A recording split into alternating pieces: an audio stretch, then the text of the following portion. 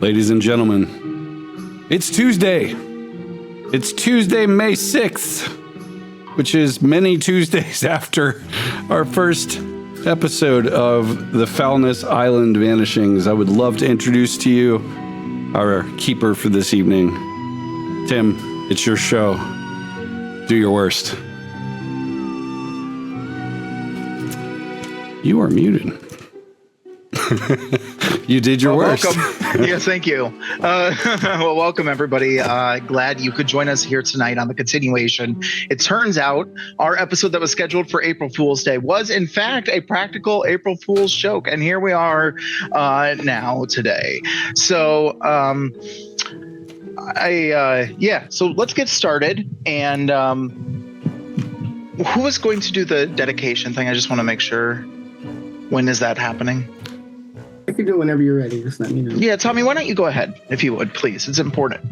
Hey, I just wanted to give a shout out to Michael Absher, who about 30 some odd years ago introduced me to Call of Cthulhu, Dungeons and Dragons, and a variety of other games, including Shadowrun. Unfortunately, Michael passed away a few weeks ago, and he was a big influence here in Michigan and as part of Michigan. And I just wanted to give him a shout out and, man, dedicating this game to you, and thank you for introducing me to a hobby that I've played my whole life. And Michael said we couldn't meet you, but in exchange for you bringing us Tommie, because you're introducing him to that game, led him here, ultimately, I'm going to find out what your favorite charity would be, and Myth Brigade's going to make a donation in your name. So thanks for spreading the word, and Tommie, thank you for calling that to our attention. It's sad he couldn't play with us. Mm-hmm. Thank you. Yeah, thank you. We're all behind Tommie and the entire, all the gamers that he's touched in his life. So thank you, Tommie, for speaking on his behalf. Without further ado, let us descend further into madness. There is a place in the world where maps forget to mark the edges. A place that isn't so much lost as it is deliberately misplaced. Foulness Island, they call it. A name that tastes wrong in the mouth, like a secret spoken aloud. You reach it by ferry, assuming the tide lets you. It's only reachable by a strip of ancient causeway known as the Broomway, older than most sins and far more stubborn. By foot, the fog there clings to you, and the silence hums beneath your bones. 4 men, each wrapped in their own quiet grief, arrived together, though none of them truly meant to. A wary priest with hands stained by war. A detective who can't quite forget the sound a child's voice makes when it disappears.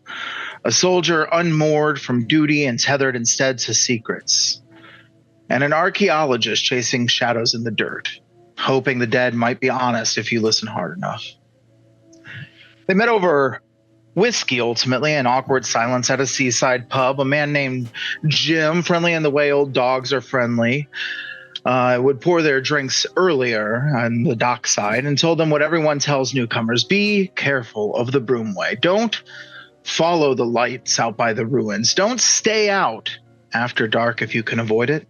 And yet, as all good stories demand, they didn't.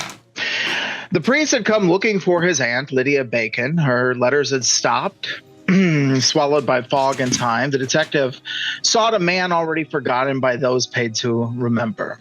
The archaeologist was seeking out his mentor, who claimed the island hid ruins. The soldier wanted answers about an operation that Britain tried to erase like a badly written promise. In the dark hours of the night, they drank, they laughed, in church end. They asked questions they shouldn't have. The barkeep and owner spoke of an ancient tree outside the church, the kind of tree that doesn't grow, it waits. A rope still hangs from its branches. They say a man was tied up there until the island swallowed him. At midnight, the group, suitably drunk and armed with sausages, walked to the churchyard. The tree stood, of course. So did the dirt at the bottom of the U, freshly disturbed, but never as disturbed as it would be upon experiencing the archaeologist's fist elbow deep within it. They found tracks, not of men, not of anything that should move on land. They followed the trail to dilapidated house, long abandoned. Inside, rot, decay, straw, dog urine, and something else. Prints like crab claws, but not the kind you eat, not the kind that stay in the sea, something that lives on the boundary between story and nightmare. They found a dog, or rather it found them, a German shepherd with froth at the mouth and hate in its eyes. It lunged. It died. A tag around its neck read Jed, because all monsters have names if you get close enough.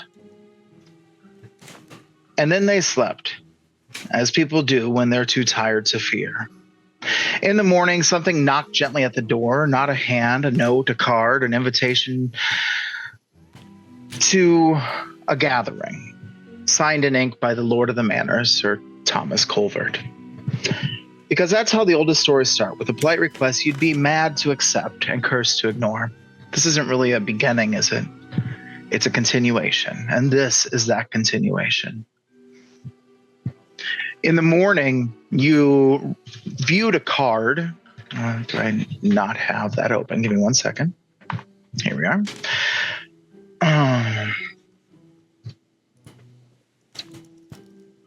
There we are. That read, to whom this may concern, it is becoming increasingly rare that folk visit our small, simple island. And as Lord of the Manor, I very much enjoying someone new here. I would like to make an open invitation for you to visit myself at Colvert House. It is located to the south of Church End, and a villager can point the way or escort you there. T. Colvert, Esquire.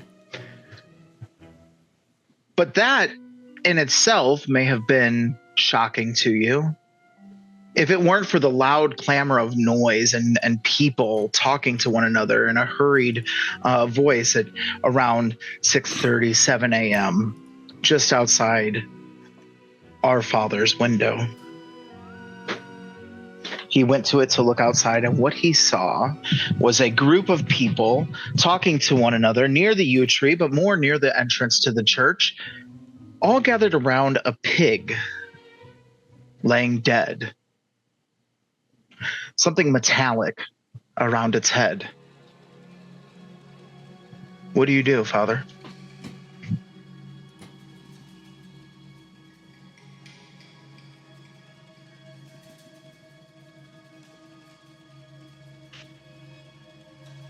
Unmute myself first.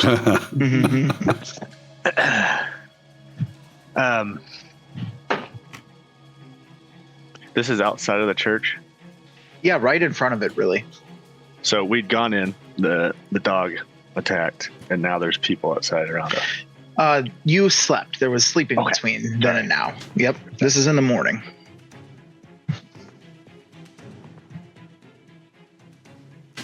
Is it dark or is it daylight? It's daylight now.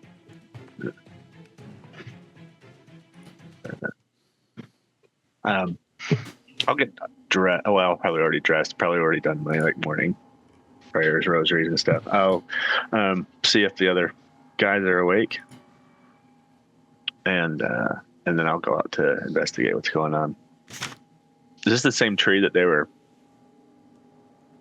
seeing the body of the kid hanging from?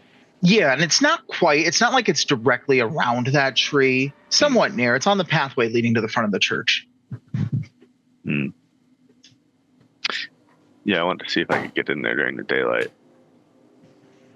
Because we weren't able to get in there before, right? You had tried to, and weren't very successful at it. And then you got distracted following the tracks of the strange being. Yeah. So I'll try to find who could have the keys or has access to it. But I'll go out and see what they're doing and try to rouse these guys if they're awake and sober. Which of you are willing to be aroused? Oh, I'm always willing to be aroused. Going to his door last. Sweet Mother of Mary. I'm a Catholic priest. You'd be in there first. Keep going. No, not Catholic. We're in England.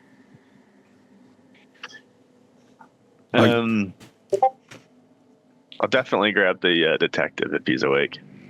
Well, I expect I am when you come rapping on the door, but I've fallen asleep at the writing table. Some of the hotel stationery, busily scribbling away a letter to send. But yeah, I'd come to the door, smelling bourbon and cigarettes. For God's sakes, what time is it? I mean, you should be at work by this point. Yeah, I was at work. You'd see sort of toppled over bottles, kind of, on the ground and on the table. There's a bit of a gathering outside of the tree. We're on the way to the church. Looks like there's a pig or something on the ground. I don't know what's going on. All right. I'll grab my coat. Get in there, and then we need to find the auntie. Let's wake the captain. And then I'll continue down the hallway, trying to wake up the other two.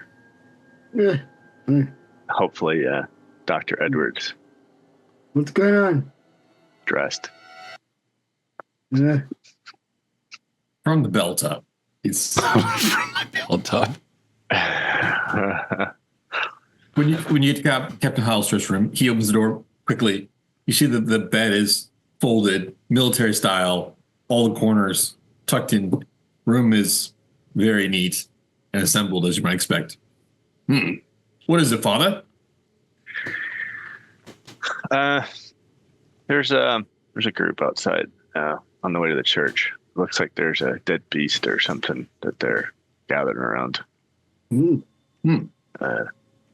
It's rather odd since we had that whatever last night. Dead beast. Is it the dog? Yeah, it's probably just a dog. Looks hairless, like a pig. Yeah. Pig. Perhaps a shaved dog, then.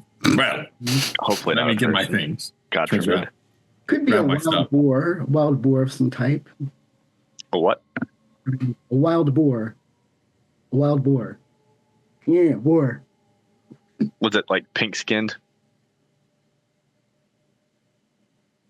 Yes, indeed. Yeah, more of a domestic. I look out my window. Can I see this? Assuming that your window faces the church, yes, you're able to see it, and you see the group of people nearby. It is a decent way away, although not too far. You're close enough that you could make out that it's a pig, close enough that you could make out that it has a bit of metal around its head, but not close enough to really pick out any details of any kind. It is laying on its side, though. Normally, livestock's not my department, but this is a little odd. There's something twisted around its skull. It's probably all the gunshots and stuff. It spooked it, and maybe it injured itself getting loose. Let's just go have a look. Is it like a little ribbon around its head? It's like a thin ribbon around its head, or what's kind of a metal band? Or It's hard to tell from here. Can we get closer? Yeah, you guys can head over to the farm if you want. The Or night not the farm. I'm sorry, the church. Excuse me. I will stop at the in the common room down below and do you know who has access to the church so I can get in there? Oh, sure. There's a secretary. Her name's Margaret. She should have the key for you. It's not a big deal. Margaret. Where can I? She's usually over at the church itself.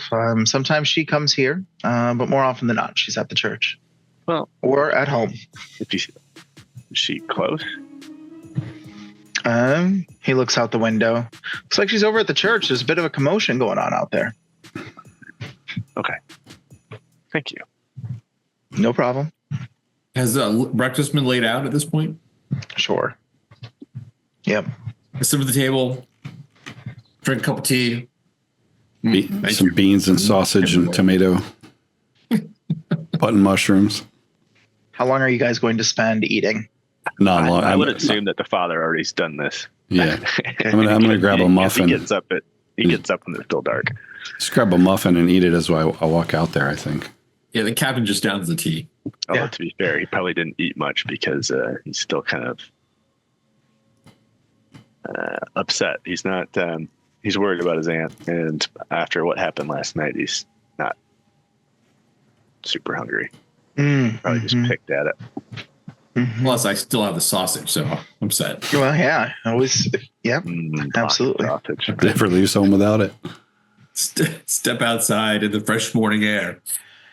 Yeah, and you can hear the commotion. It seems like people are speaking. The tenor of the voices has lowered a bit to the point where it seems to just be kind of loud discussion. They seem to be asking each other if it was from the Great Burwood Farm. Another fellow says, "Oh, it must have been." What in the world is that on its head? Questions like that they're asking. We kind of try to listen in on the what's that on its head? What is it? What do we see? What is that on its head? Yes, indeed. What is it? What is it? Well, I'm glad you asked. You guys get close enough to kind of hear and see what's on the head of the pig, and it appears as though it is something made of aluminum foil. That is actually like domed above where the pig's crown of his head should be, and actually wraps down around its jaw as well. A tinfoil hat. It does appear to be so, not as we might fold them ourselves, but more of a tinfoil dome hat. I think I'd take my ink pen and just kind of push it under there, right, and just lift up and see if it was covering anything. Come now. We ought not do that. We're just going to bury this thing. Let's not mess around with it. Better not to. Can I use my anthropology skill to see if I notice anything odd? Well, it's wearing a metal hat. So that is, in fact, What is odd as a pig, right? in fact odd. What's odder than a pig in a hat? Nothing. Here, just an everyday dead pig. Yeah, Captain Hargreaves took a close look. Is it folded Orkney style or more like the Cliffs of Dover? I don't know those references, so it's just kind of a dome atop its head, whatever that would be. I wish I knew those references. So I would push back on whoever's telling me not to investigate. I've never seen a pig wearing a hat. Do you think that's a bit odd? We're not going to. We're going to bury it, just like anything that is awry. We just bury and push down as best we can. Yeah, like missing locals. Like some of our. Oh, you're going to need to give me an intimidate roll on that, Jason Jones. Yeah. Love it. Oh, wow, what's wrong with my intimidation skills? All right, no. A large man kind of steps between you and the pig. Now, there's not going to be none of that. We've started digging a hole just over yonder. We're going to put it under the ground and forget this ever happened. Well, shouldn't you notify the farmer that his pig got loose and... Well, that his hat-wearing pig, obviously special compared to other pigs, is loose and dead? Well, it sounds like a great job for you, friend. He puts his hand on your shoulder. I kind of look at his hand, and I think I have a sidearm. Do I not? I think I do. I'm just going to kind of let my coat fall open, as one does. Mm-hmm. You see the handle of the pistol there. I just kind of... I don't look at it, or you just to let him see that it's there. Roll a bonus die on that pass roll you made for intimidation. Cool. It's gonna roll. Come on. Sorry, it was on the other tab. I'm just gonna re-roll intimidate. It's easier that way. Let's see what we got. Yeah, no. Even worse. Look, mate, if you're looking to fight, we don't take kindly to people coming up onto our island. No, come on now. We can... No violence. No violence. Who the fuck are you? Say, you cursed a vicar? There, sir. And I get right in his face. Mm-hmm. I'll ask the questions here, as will my colleague. Now, he asked you a direct question. Can I get an intimidate roll? You can. He is also going to be intimidating you back as he does not back down in any way, shape, or form. Damn it. You're like, do. And both of you suck at that. So yeah. I'm not it's a very lot scared. of a woman, older woman is like, would you two stop trying to compare sizes and just relax for 1 minute? There's a strange creature here. This gentleman thinks he has an idea on how to solve it. We think we ought to bury it. Give us a good reason why we ought to investigate this further. What good could it bring to the island? Well, first of all, if we could find out why its head's covered, it might be sick. And yes, we can bury it, but we might want to burn it if it's sick. I just want to have a look. I promise. Can I make a persuade check? Now. Yes, please do. Oh, fucking, what the fuck? But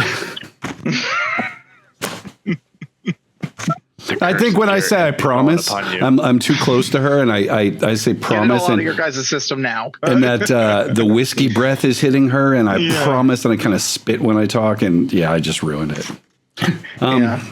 But that's a good point. I'm going to let the chat be my guide. I want to push that roll.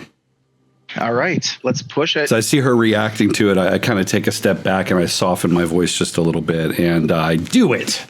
Yes, I was going to say you risk people getting a little more hands-on than they were before. But you do manage to assert yourself more in the situation. She says, "Listen, Charlie, just back off a second. He has a point. We ought to probably look at it.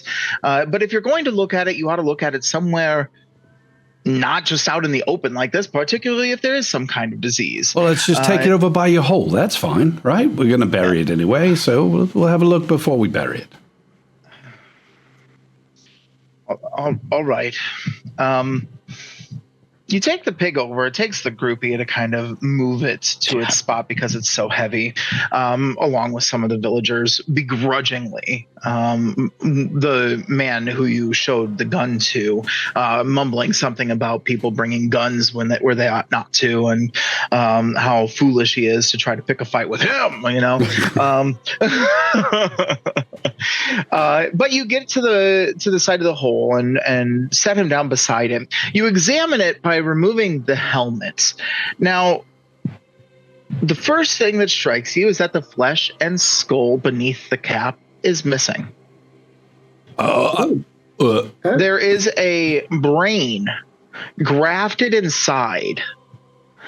I need and I don't even need to roll for this. It's very clear by the size and whatnot that this is a human brain. I do need a sanity roll from all of you. Yeah, you do. That's not fun. I'm okay, though. The archaeologist is like, nope. No. He's like, no. That's not science.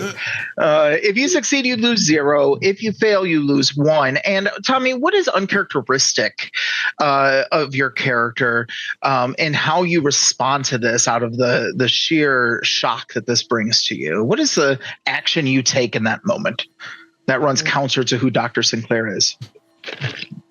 He sort of steps back with a girlish gasp and stares at it. The idea of a human brain being placed into an animal body is sacrilege. Oh. A woman faints. The guy who was acting really tough was like, he looks at your gun, he looks at the pig with the head, and he's like, I don't know what you're into, buddy, but I don't want none of that. And he turns around and he runs from the scene. He thinks you've done it. Other villagers are just like, gasp. Yeah. So I'm bent down. Obviously, it doesn't affect me pretty much at all. I'm praying because obviously this is something weird. But from any of my studies, does this remind me of any like cult activity? Well, you could give me a Cthulhu mythos roll if you like. Oh, that's a 0. It sure is. It doesn't really recall of anything. Yeah, I mean, occult-wise, it doesn't strike you as something that a cult would do necessarily. A mad scientist, maybe, but but somebody in a cult, probably not. So I think I'll take my knife and try to pry the brain out. Was the brain placed in here, grafted in here? Is it connected? Like, what's the deal there? Yeah. Do you have any kind of sciences or forensics or anything? I'm thinking of this more like you cutting a head of cauliflower up kind of thing. Because no, he's not a science kind of guy, but he'd be able to tell if it's, appears to be connected. Yeah, so it does appear to be connected. How it's connected is a little bit of a mystery to you, but you can see that it looks like it's been grafted in there somehow. Wasn't there a physician on this island? Or a detective? Inspector? Bobbies? The people around you have either left or have fainted or whatever the case may be. Tend to the fainted lady, I suppose, just to be get her away from the scene. You can poke at it. I'll take care of her. No, I've had enough. That brain is connected in there. Oh, disgusting. You say it's connected. Look. Interesting. Right. I had a hard success on the Sandy roll. Take my pipe, and I gesture dangerously close to touching the brain without actually touching it. Interesting. I have no idea why anyone would put a human brain organoid in a pig, but it doesn't strike me as a natural thing. Can I start vomiting? Can I start just throwing up? I'm just throwing up. I say to her, doctor, are you all right? No, it's... Here, let me hold your hand. I light him a cigarette and hand it over. And this will help. Helps with the smell a little bit. How does this pig appear to have, other than having had its brain removed, does it have any injuries on the outside of its body? Give me a spot hidden roll, would you? That I might actually be able to do. Fucking. Look at the size of the nuts on this thing. Wow, would you look at that? With that spot hidden, I comment, that's a sow. Oh, well. Those are udders. Clearly, this is a science type thing. Doctor, let me help you, and I'll try and attempt to have the doctor help him recombobulate himself so he can actually make some sort of scientific diagnosis on this disgusting. Sure. Give me a psychology roll. Let's see how you do. Right? Psychology. Just don't fumble, really, is the key here. Oh, now you said it. Woohoo! Hey, great. Excellent. Yeah, you're able to definitely soothe the doctor back to sanity. Doctor, you could just have a little gander at it. I'll take a peek. Okay. So you're just trying to examine it for what? What are you looking for, Dr. Sinclair? That's a very good question. Looking for any kind of evidence for how long this thing's been dead. Maybe even if this was a fresh human brain, as opposed to one was decayed and been placed in after it was dead, or was the brain placed in its body from a living person? Do you happen to have medicine or first aid or forensics? Let me tell you, I gotta switch screens here. I can help with first aid. I can help with first aid a little bit as well. Although at this point, He's got first aid of 55. And let me see if he's got medicine. I don't see medicine. Damn it, Jim, I'm a doctor, not a doctor. Yeah, I have a PhD, not an MD. No, medicine is a 1 of medicine. So he's... All right, well, give me a first aid roll. Let's see how this goes. Yes, perhaps you can resuscitate the pig. Excellent. Yeah, absolutely. No, but you have helped people who have been injured, whether it was in the bombings in London or whatever the case may be. You've seen some stuff throughout your life. And looking at this, it occurs to you that indeed the person who this was removed from was dead at the time it was removed. So it seems there's some necrotic tissue here that would indicate this brain has been dead for quite some time. Assuming it was placed... Probably about 4 weeks or so. 4 weeks of decay, I'm noticing. How did the pig with the 4-week dead brain get out here in front of the hotel then? But here's the issue. Dead thing? Yeah, let me just address this real quick, right? So the necrosis that exists appears to have been from 4 weeks ago. It is not 4 weeks of necrosis. So what little necrosis exists is aged about 4 weeks, but the rest of the brain looks supple and normal. Quite unusual. Doctor, how often have you run into arrested necrosis before? Well, not a doctor. I'm an archaeologist. Well, I mean, it says it on your name tag. I'm a doctor of archaeology. I've studied some medicine, but this is beyond my studies. I see. So you're not a doctor. My mistake. Well, so what have you ever studied the Egyptians and all the mummification and all that? Anything? That sort of thing, yes. Yeah, so any parallels here? With the other thing I don't know, are there? I've got an idea. I take a look for. So obviously, I go back to where we moved the body from, because we had brought it. I think we took it over by the hole, right? So I'm gonna go on the path. Yeah. So were there tracks leading up to where it fell over? Like it got there on its own, or did it get? Yes, absolutely. I come scampering back. Captain, Reverend, Doctor, you go to see this. Come to look? Yeah. The thing walked here. Look. Tracks. Yeah. Do the tracks seem like they're regular and it just keeled over, or does it seem like there's like a stumbling gait? For that level, I would need a tracking roll. Detective? Of course, I can probably, let me see here. Let me just, yes, it does seem as if...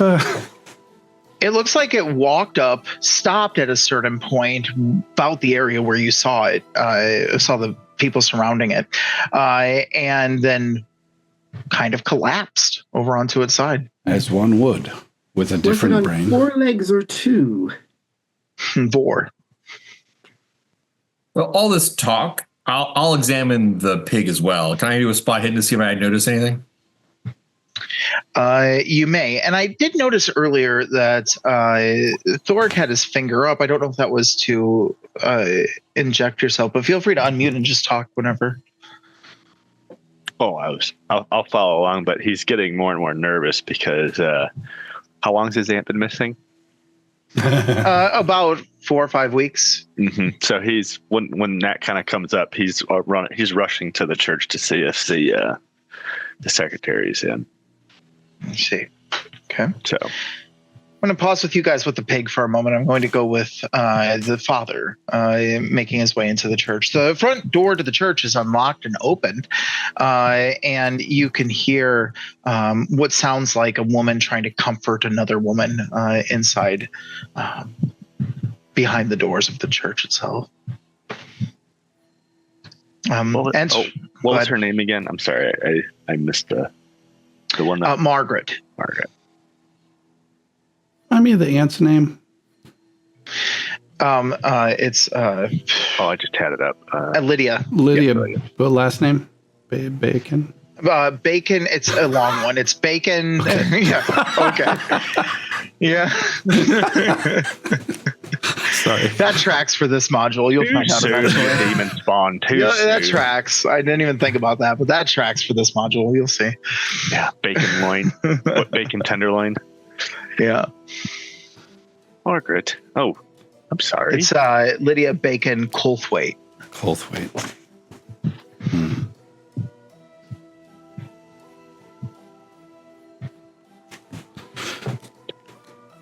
Didn't mean to intrude. Is everything okay?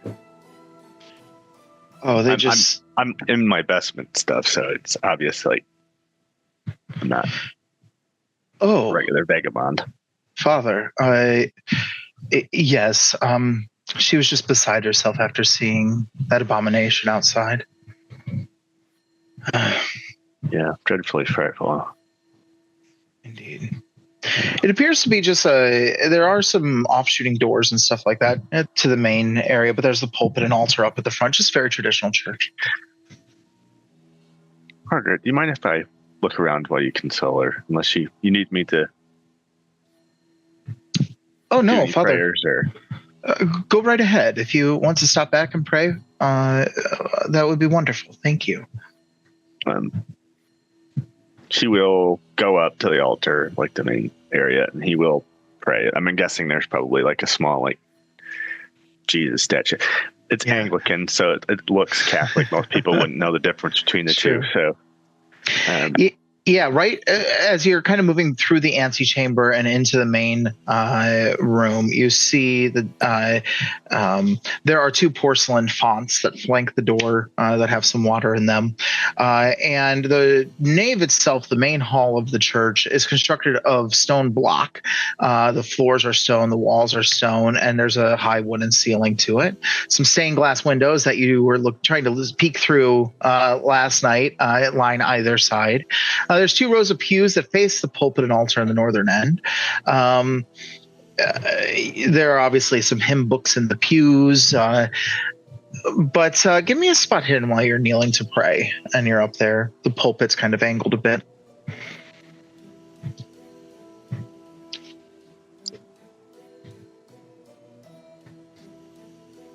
Not my strong suit. That's okay. You do notice that there is a door to the eastern side of the pulpit as well. Not sure he'll snoop around that much. He more also wanted to talk to Margaret about if you'd seen Lydia and stuff, but he doesn't want to like intrude. So he'll go through. He'll do his blessings and his prayers and stuff, and then if her thing continues, then he'll go check that door out, I guess. Yeah, that's like the vestments room. Yeah, probably the office for the pastor.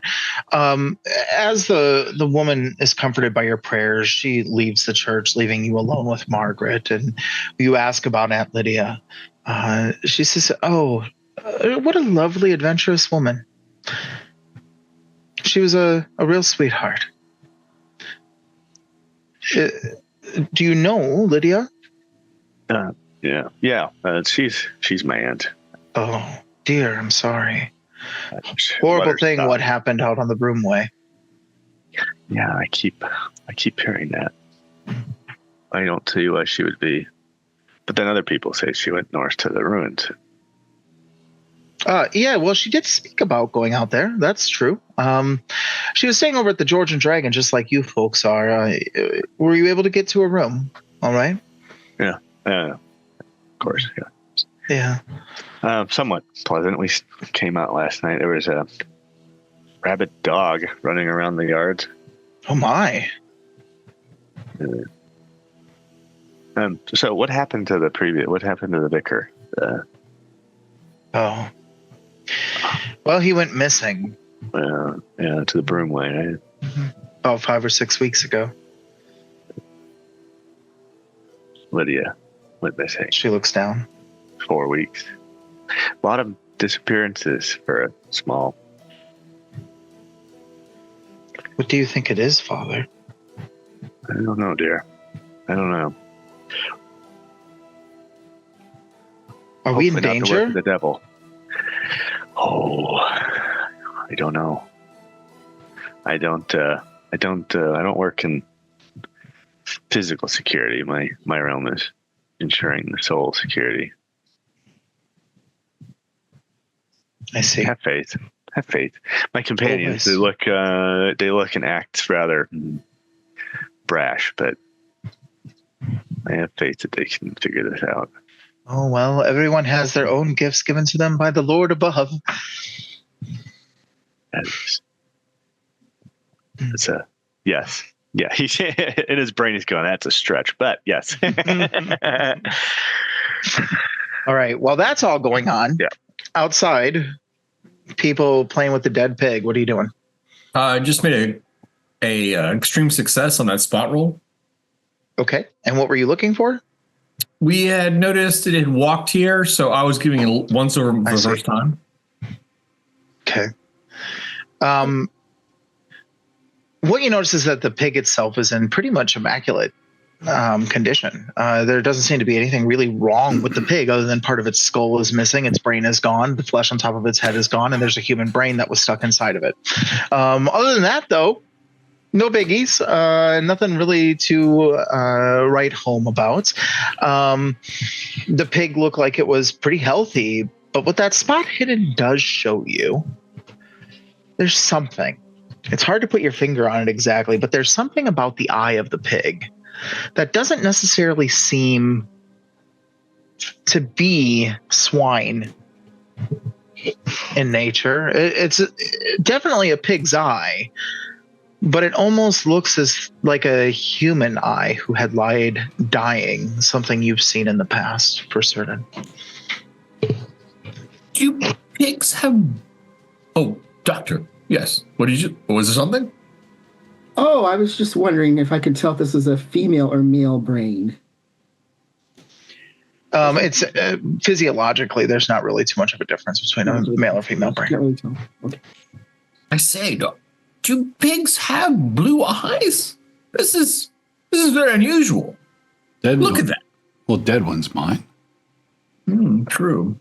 I peer at the eye, looking a little closer. Fascinating, but disgusting.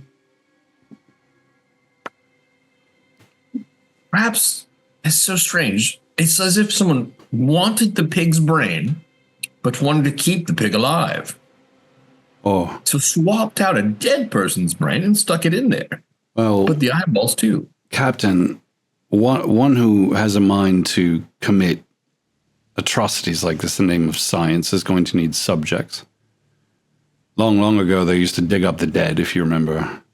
I think we found a motive for our missing people. Now we just need to figure out where it's happening and stop it. You think that the dead people are being murdered for their brains to put inside farm animals? Unless you think there's a way that that person's brain was removed without killing them first, then yes, that's precisely what I think. Look. I kind of nudge it with my foot. There is a human brain in a pig. But look at all the vomit, man. These villagers have never seen anything like this before. This seems like a unique event. Well, just because they've just realized what's going on, or this one got loose. Obviously, it wasn't meant to. They mentioned a farmer's name. What was his name? We should find out more about that farmer. Do you think a farmer, maybe an insane man, is pulling pieces from dead people and sticking them into pigs? No, but perhaps his pig has gone missing. The woman, she mentioned a farmer's name. I forget it. I didn't write it down. But perhaps he's missing animals. Farmer, you say? Yeah. One of us. And some tin foil. We could maybe make a connection there if we knew what his name was. You don't recall? Did I hear the name? I mean, the woman is going back to town. Burwood. Burwood. I'll write that down. Burwood. Have we seen any maps or anything that show a Burwood farm? Do we know where that is? No, you could ask a local. In fact, one is leaving the church right about now. She was part of the group that was talking around the pig. She's holding her arms up to her chest. Let's take a look here. Am I good at charming people? No, I am not. I'm all right. I've got this. But yeah, I'd make my way over. Madam. Are you all right? Yes, as long as I have the Lord, I'm just fine. Indeed. What a spectacle that was. I'm so sorry. So sorry. I just don't know why people can't get along these days. It's as if the war has just turned everyone against one another. Madness. Can you tell me where I might find Farmer Burwood's property? Oh, sure. There's a road just out of Courtson. You'll follow a dirt path. You can't miss the hoof prints and cart tracks that lead out there. Right. Beautiful scenery there is on the way there. If you keep heading that way, the road will diverge to the east, lead into the farmhouse. And they're the only folks who raise pigs out here, grow some fresh vegetables. You probably had some since you've been here. Well, yeah, the local fare is quite exquisite, I will say. Well, that's what we're known for here in England. Yeah. Flavor. Multitude of spices. Chemicals. They call spices chemicals. See, I would. You said east, right? Yes. Interesting. The Burwood's family farm. They've been around a while, I suppose. Oh yeah, locals to the island their whole lives. Right. Perhaps we should go check the farm out and talk to the farmer. Where's the vicar? I don't know where the man wandered off to. Do we know where the man wandered off to? He mentioned he was going to the church. Of course. Yeah. I know. However long this took, before he goes, he'll ask if there's a physician or a constable or inspector or something on the island. Oh, well, we've got a veterinarian. Where might we find him? Oh, just down the road there. Old Gregor. Nice fella. He takes care of the horses and swine and our dogs here and there, I suppose. What do you do for illnesses for humans? Oh, if we get sick, we just take care of it ourselves. We have a nip of whiskey or whatever sort of remedy can get us through. Right. You get the idea that they're more into like home remedies and stuff like that here. Well, I mean, prayer also works. To be fair, vets in that era did too. Putting lambskin on a cow's hips or something. All right. I'll mark down where they said the farm was on our handwritten map. Is it kind of like where the "You're Here" sign was? Let me open up the map and take a look here. So I'm seeing what you're seeing. Do you see where the no, it's not. So do you see where it says Church End and there you see the George and Dragon with that line pulling out a bit? If you were to follow that other road just to the left, that kind of winds to the east a bit, that's the road. Yep, not the one that goes all the way up to the north, but the one that kind of goes off to kind of like a straight line, a T intersection. Oh, the one that says George and Dragon? Yeah, that's kind of like George and Dragon is written literally where George and Dragon is, right? Kind of on the edge of town with that line pointing at it. And then the line that is kind of a squiggle with a triangle in it, that's the road. Oh, okay. All right.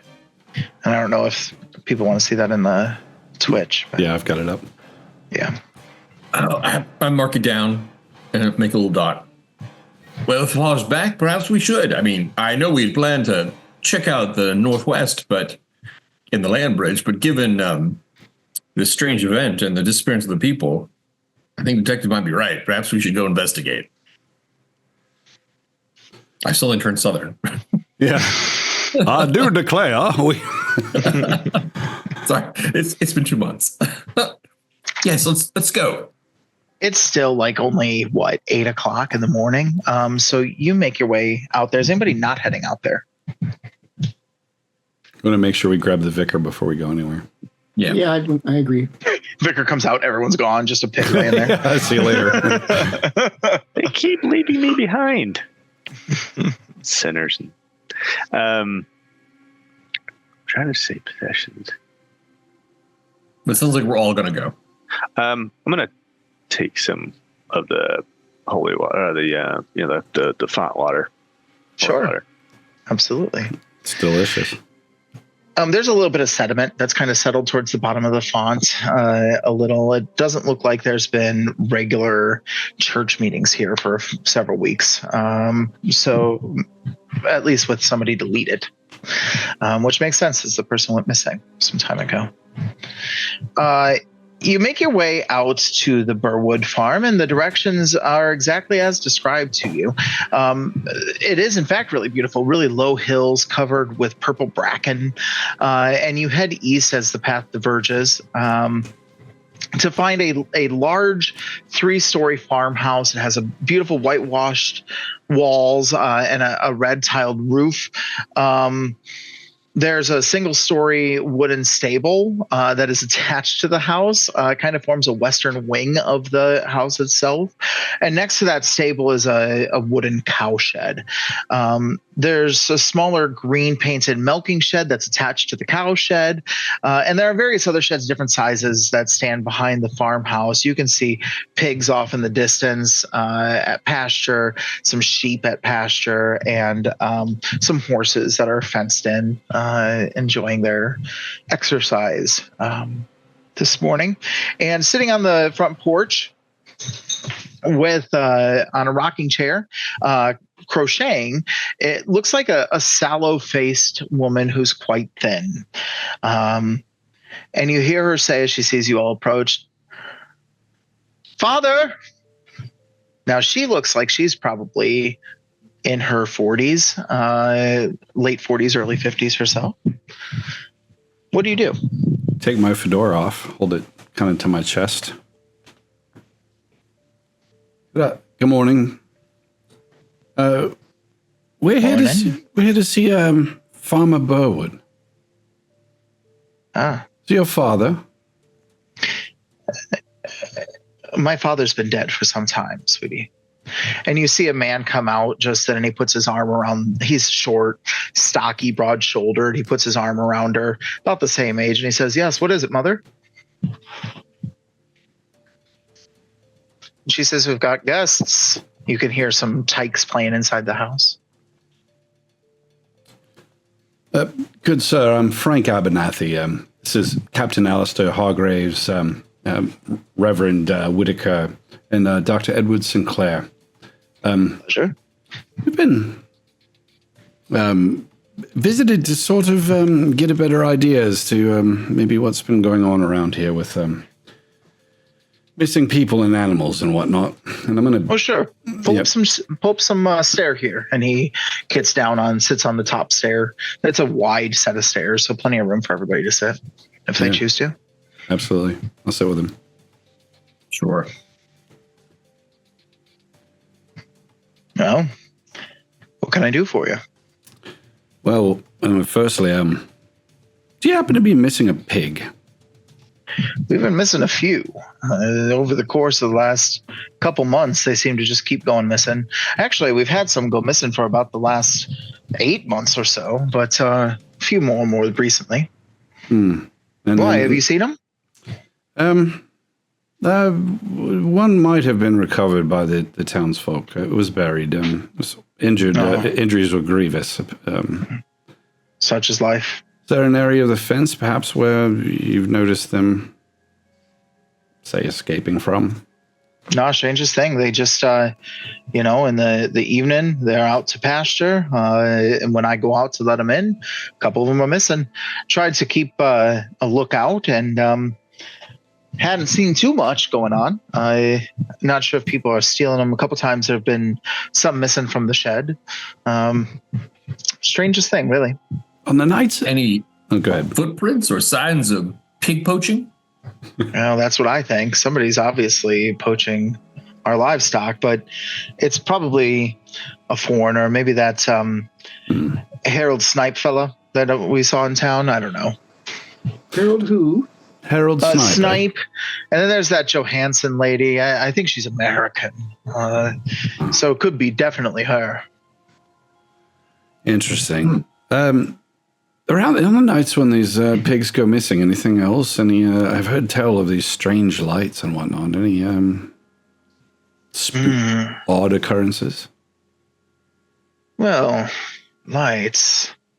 It's been a long time since I've seen those strange lights. Last time I saw them was a night a couple years ago. Matter of fact, a terrible storm was brewing out there. I was making my way back to courts, and when I saw them. Strangest thing. I saw that Sir Colvert was in his carriage, driven by Barry, sending the horse pell-mell toward Foulness Point, the edge, where the ruins are.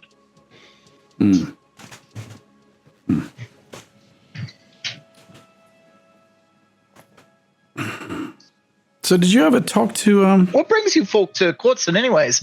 Nice to see some folks from off the island now and then. Just on holiday, getting away from the bombings, whatnot, chaos. Looking for my Aunt Lydia. Oh, Lydia. I haven't seen her much either since she got here. I don't get out to the village that much, really. Got everything we need here. I do think I saw an older lady on the road to the farm one day, but not sure where she was coming or going. Did you ever meet a Professor Kent? Alistair Kent. Professor Kent. Yeah. From the university on the mainland. Yes. Yeah, he was interested about the ruins, from what I've heard. I've never been to the ruins specifically before, but I've seen them. They're out there. I tell our little ones stay never stray near them. But I don't know why. It's just something that everybody kind of has said throughout the generations, I suppose. Maybe there's just a reputation that there's some kind of evil there. Like, I don't know. For that long, can't just be Germans. The ruins would be of interest to him. Thank you very much, sir. Yeah, I hope you are able to get in contact with them soon. He's been missing. Sounds troubling. We're all quite worried. Gentlemen, I suggest while it's early, the light's with us, that we head to the ruins. I would second that. A lot of arrows pointing that way. Yeah. I'm curious, Farmer, you are expert at keeping pigs, no? You've kept them for many years? Oh, yeah. Our whole life. Generations, matter of fact. And what would you say the average weight of these porcine are? He tells you what the typical weight. Is it like 1,000 pounds? I was imagining a big pig. Yeah. How much does a big pig weigh? About 700 pounds. And are they apt to be led by strangers just at ease? They don't do much of what they don't want to be doing, I suppose. They're smart, though, smarter than you might expect, and just as stubborn to boots. But, if somebody were trained enough, I assume they'd be able to get them to come with them, or if they were just kind and offered them something to eat, the carrot and the stick. So did you do any tracking or anything to see if the pig was lured away? Or if you were going to abscond with someone's pig, how would you do it, Farmer? Out of curiosity. No, I'm not much for chasing after people who have a need to steal a pig. I figure they're hurting pretty bad, or they need some kind of food or sustenance to bide them through such difficult times. So I don't pay it much mind, really. If people are willing to risk everything to steal one of my pigs, well, that's kind of a compliment, I suppose. It's very kind of you. Would you mind if we looked about a bit to look for signs of the pig pincher?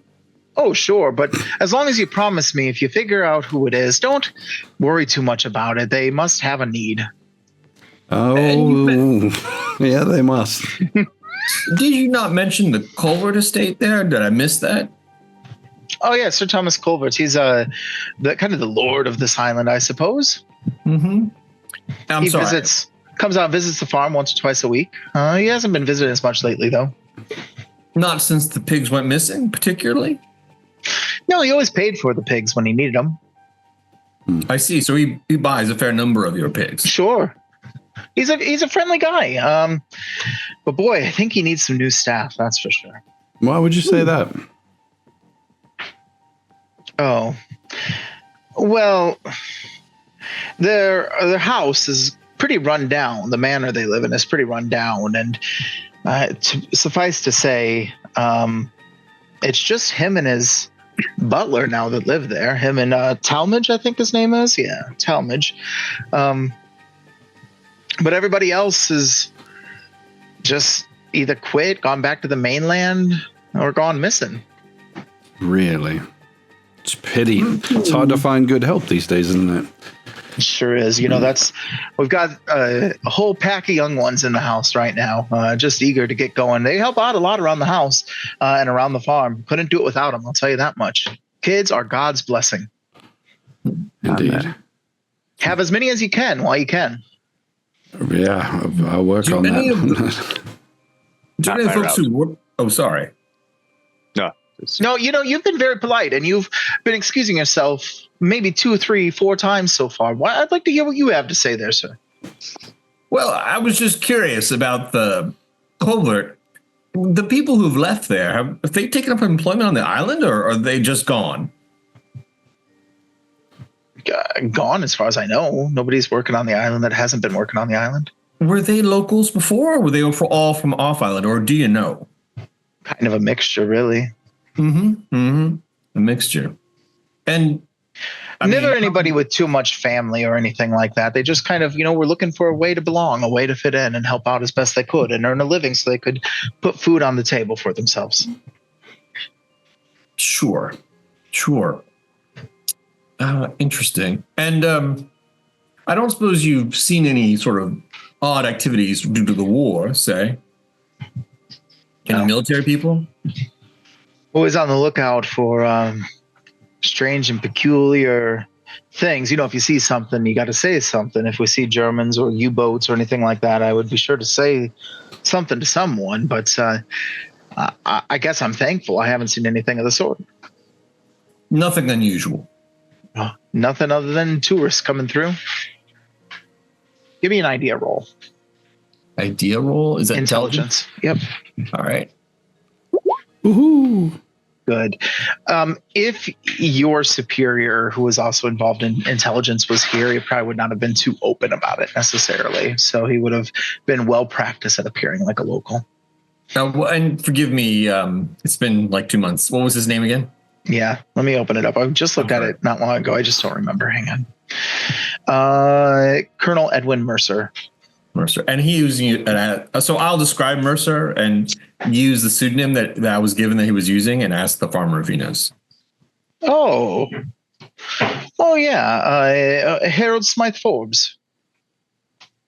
Yeah, I've seen him. He was a friend of Lydia's, but I haven't seen him much either, really. How long has it been? 4, maybe 5 weeks. I see. And the pigs that went missing, when did they start going missing? 8 months ago. It's been more frequent more recently, though. Say over the last 4 or 5 weeks. Huh. That's a coincidence, isn't it? It is. That's unfortunate. Heck of pig pinchers poaching your poor pigs. 5 times fast. You've got to do it now, my friend. Oh, well. Purloined pork. Well, all right. I appreciate everything. You've been so helpful. Anything we can do if you need a place to have a bite or anything. We also, I'd be happy to sell you some vegetables at a discount if you're looking. If that did it for me, I'd be the luckiest man in the world. Thank you. Yep. And he will sell you guys produce, whatever kind of stuff would be in season. Actually, I have a sausage. I don't think I'm going to need a rutabaga to draw a pig. But could be. Actually, be sure you don't want a couple of turnips. Actually, what would be a good gift for the Culvert house? Is there in terms of vegetables and things like that, is there like a thing I could bring that would make a good gift? A selection of nice vegetables would probably be lovely, I would assume. Especially with wartime, they're on rations. Ration cards right now. Good idea. I'll mention it. Yes, we're invited to the Culvert house. If you could put together a to-go bag for me, that would be wonderful. I'd be glad to. What? A bag of vegetables for them. Oh, sure thing. Happy to put together a basket for you. Do return the basket, though, if you wouldn't mind. Absolutely. I think we pay a little. We pay a little extra for his trouble. He's giving you a discount, so you just pay with normal. Yeah, that's fair. Yeah. But one more question. So around the time that Culver's help started, say, leaving, attriting or whatever, did that sort of coincide with the uptick of ill luck on your side as well? Missing pigs and whatnot? Did it all seem to ramp up at the same time? It seems that way, but didn't put much mind to it, really. Do you think there's something we should be concerned about? I think that's just all the more reason to pray, isn't it? Any reason to pray is a good reason. Is a bad reason? It's a bad reason to pray, but it's good to pray. No, we appreciate your calm in these days of trouble. More citizens like you is exactly what we need. And like you folks, you guys are quite nice and friendly, and that's nice to see. It's if one thing can teach you anything, especially you folk who might be from London or inland, it's community's everything in these times. Mm. Mm.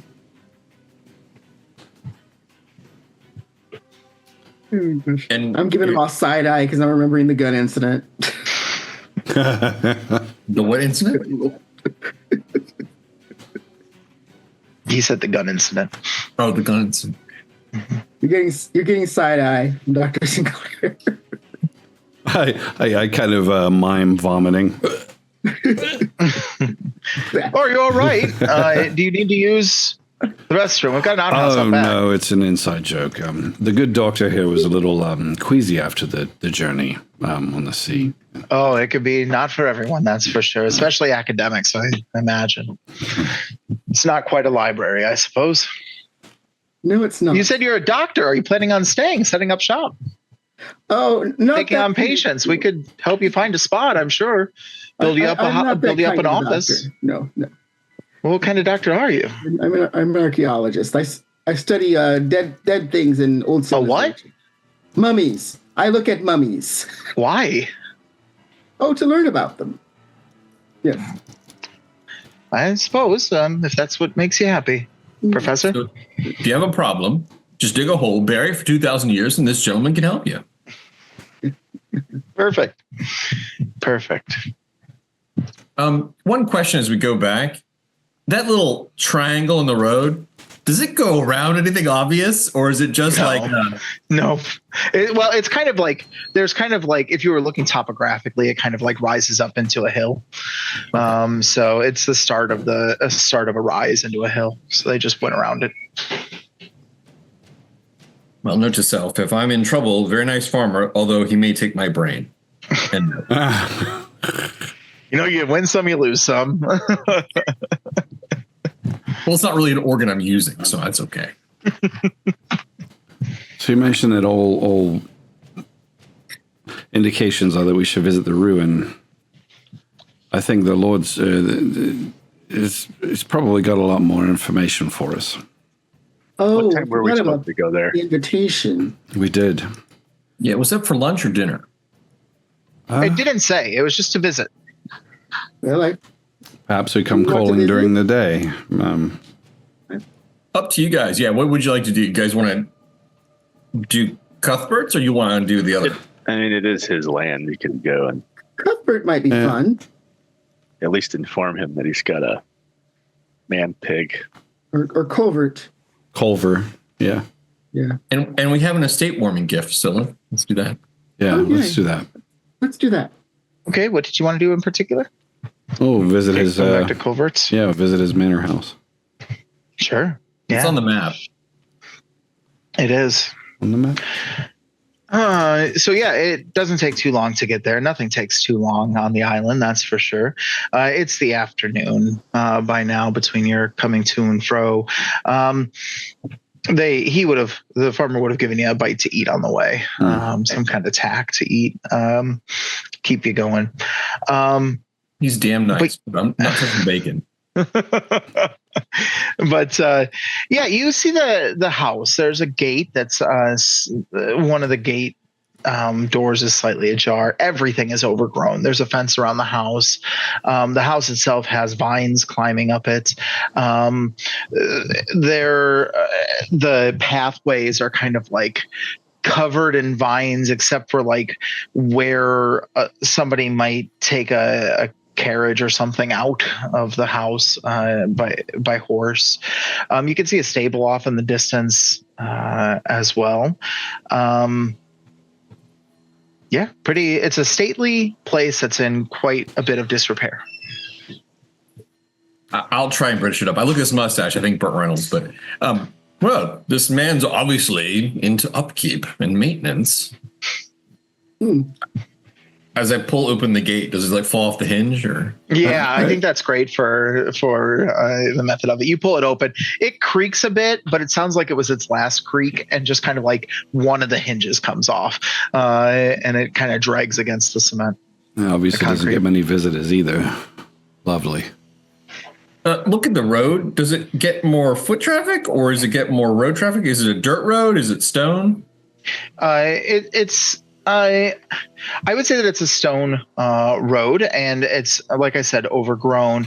The type of traffic it probably gets is like horse and carriage type traffic, not automobile. Like weeds have died and like a little two furrows. You could see like some ruts of the wheels. Well, home sweet home.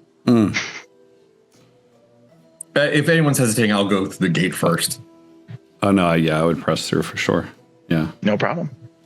You can see that there's a round spire. I forget what they call it. Like on the side of a manor, there's like a round turret-shaped thing that goes up on it. Very traditional agrarian England looking manor of sorts. There are a couple of overgrown wooden doors. Not terribly overgrown though. It looks like people have come in and out of this place. So, windows shuttered or open or? Windows are shuttered. Drapes are pulled. Stop for a second in the road and listen. Do I hear anything? Me. Give me a listen roll. Oh God. All of you who are listening. Preserve we all alive. We commit ourselves to your perfect care and journey. Hard success. We pray. You hear? Oh, you do twice? Yeah, that's good. Sorry. You hear what sounds like a couple of, if you pass, you hear what sounds like a couple of like branches snapping around the side of the house outside. Vicar, will you please be quiet?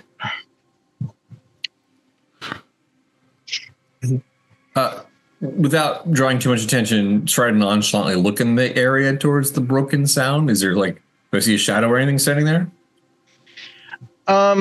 It's the afternoon. You wouldn't see too much in terms of shadows. However, you does sound like there's a person or a beast of some kind moving around over there. I say, do you hear that? Hear what?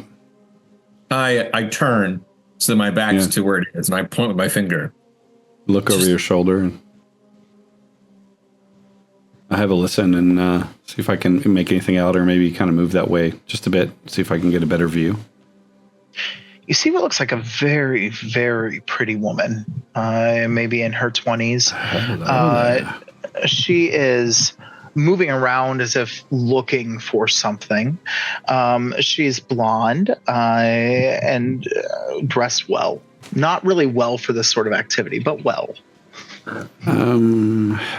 Did Culver have a daughter?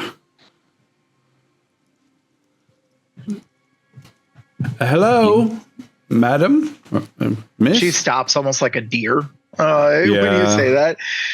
And she turns and looks in your direction and goes, What's the expression on her face? Like, is she alarmed or is she just playful? That's just it. You can't read an expression on her face. Weird. Okay, I see this. I see this is bad. I don't like this at all. I'll approach, though. I'll make my way through the weedy thorn bushes and whatever between us. Hello. How's her voice? Is she does it seem right for a girl her age?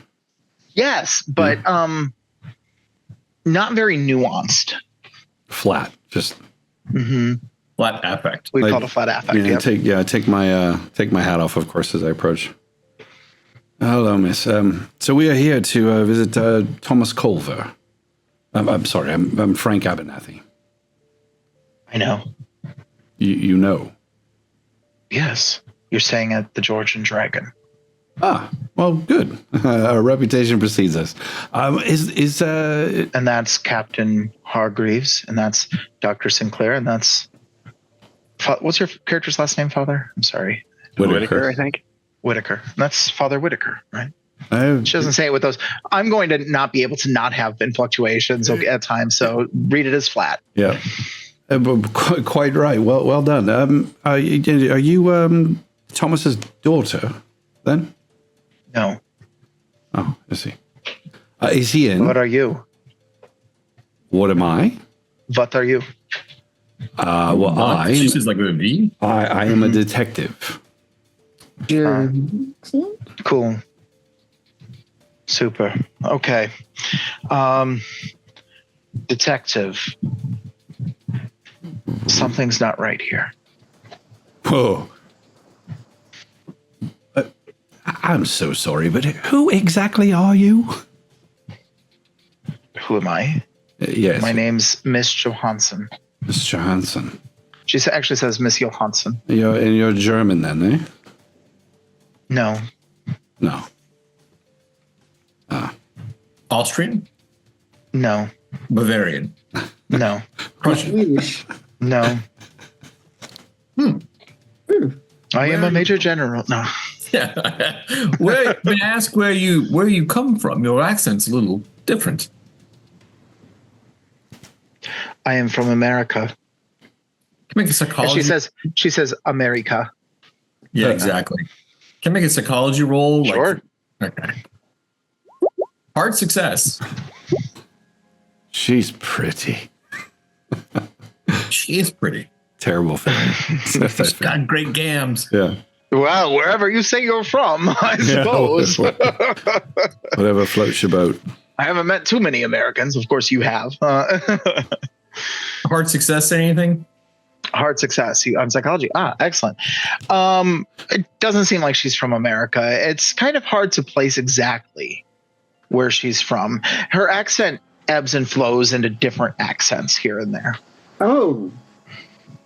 Does it seem like she's intentionally lying? I mean, it seems pretty obvious, but does she seem like she believes what she says? Let me roll something here. Ooh. And you got a hard success. You sense that not an emotional experience, but the way she's speaking is not congruent with what she's saying. You don't say. All right. I see. I mean, and may I ask, how long have you resided here? Me? Yes, ma'am. Oh. I don't remember. What do you mean you don't remember? I don't remember when I got here. What do you suppose is wrong here? That's right. 3 weeks ago. I've been here for 3 weeks. Right. She said, and when she says here, it's like, I've been here for 3 weeks. You get the closest thing that you could pin her as is probably Germanic of some sort. How do you know Thomas? Obviously you know him. You're here on his property, but do you work for him then? No. How do you know Thomas? Do you work for him? Well, we were invited to pay him a visit, and so we came calling. Pull up invitation. She takes it from you. I see. Good. She hands it back to you. Are you a guest at the house as well? Perhaps you could introduce us. No, I don't live here. I haven't received that card either. I see. Where do you live? Where do I live? I began to speak to her gently, like an adult person. At the Georgian Dragon. I live at the Georgian Dragon. We were the Georgian Dragon, right? Yes. Did we see her there? Well, look at her shoes. No, but you do. Yep, they do seem to strike you as the same shoes. Oh, the shoes on the door. So yeah, I would call that to your attention, Captain. I just kind of point down at her shoes. I'm with you, and I apologize again. So when I saw the shoes on the door, I was looking for something. There was a commotion, right? Like it was yelling and screaming. Could you remind me about what happened then? Because I'm sorry, it's been a while. They were eavesdropping on us. They were eavesdropping. You know, not unlike a German might. So there was a man or a no, woman? it was just this individual. They isn't this person. Okay. I see. I came here to get some rest after my most recent divorce. I see. That's most unfortunate. And yes, how do you find yourself on the Culvert estate? I'm trying to understand what's been happening here. Can I spy hidden for any kind of weapon or anything she's concealing on her person? Sure. Yeah, absolutely. 27, hard success. Nothing. Okay. Can I look for anything unusual? Scars, recent surgeries? Sure. There you go. A pig brain. A pig brain. Spot hidden. Very articulate for a pig. Yeah, that's very, very true. Pigs are smart. Ooh, hard success. No, you don't see any such scars. Okay. So you're just here wandering around the grounds then? No. Are her shoes scuffed up? Like, what kind of shoes is she wearing? They are scuffed up right now. Like heels. Okay. So, Why are you here? Just the card? well, of course. Yes. That's Did you hear about the pig? Oh, what do you know about the pig? That it had a human brain. How did you learn that? One of the locals told me. I see. Well, there is that, yes. Well, there's It only reasons that someone this powerful would have something to do with it. You mean low covert? Yes. We have to find a way in. We have this. Right. So come in as our guest, I suppose. Okay, I will do that. What did I just say out loud? Oh my God. Sorry. Well, and I must say, you do strike me as a very observant person. I am an observant person. I appreciate that. I have to ask. I mean, you've been here for 3 weeks. We only arrived last night. Have you seen anything that you consider odd? Perhaps out of Other than a pig with a human brain? Yeah. Well, aside from that, At the yes. same time. Like, have there been any other reports of farm animals with human brains? I saw you guys digging at the bottom of the yew tree last night. Oh, well, I would be happy to fill you in on that if you'd like. Sure. Are you pointing at something in character? Yeah, these guys were. I wasn't digging the bushes or digging holes. You like take 2 steps. She's like, right yes, now. I know you were not. You were busy trying to find a way into the church after hours, Father. The dog didn't have me wearing a tinfoil hat last night, right? No. I mean, I've been drinking, but I think I would have caught that. Speaking Right. of yew trees, I'll be right back. I said, as we walk towards the manor house, I fill her in about I don't tell her about the 2-legged hominid crustacean or human-esque crustacean, but I tell her the rest of it about the dog. She doesn't have any expression about it, but she says that's unfortunate. Yeah. I'm glad you are safe. So may I ask, as a profession, do you Yeah. have? Do I have a profession? I was a housewife, I see. Interesting. and now I am not. Does she seem like when she walks that she's worse for wear, having traipsed across the island in high heels? Not at all. I'll just make a mental note that she strikes me as hardy folk. She might be useful in a scrap, and she's definitely observant. I'm thinking to myself, she's probably here for nefarious purposes, but there's so much weirdness going on. No. I know. There's so much weirdness going on. Having a professional, like, Nazi who can, like, stomp across this island in high heels and be completely calm about it might not be a bad thing to have around. At least at the moment, I think to myself. I'll just put it. Fraulein killed Indiana Jones, yeah. Exactly. Dr. Jones, there's nothing that you can take that I can't take from you. All right. And I will, I'm not really charming, but I will explain to her and feed her useless trivia so as to try and keep her entrained and maybe ingratiate us to her that she might think of us fondly as a source of information. So she listens partly to what you're saying. She seems to be fine going with you regardless. She seems to be in lockstep with you guys, not like literally, but your mission seemed to align, I guess. Her mission of trying to get into this place and your guys' mission of trying to figure out what's going on seems in line. Yeah. Is it an enemy of my enemy is my friend situation? Who knows?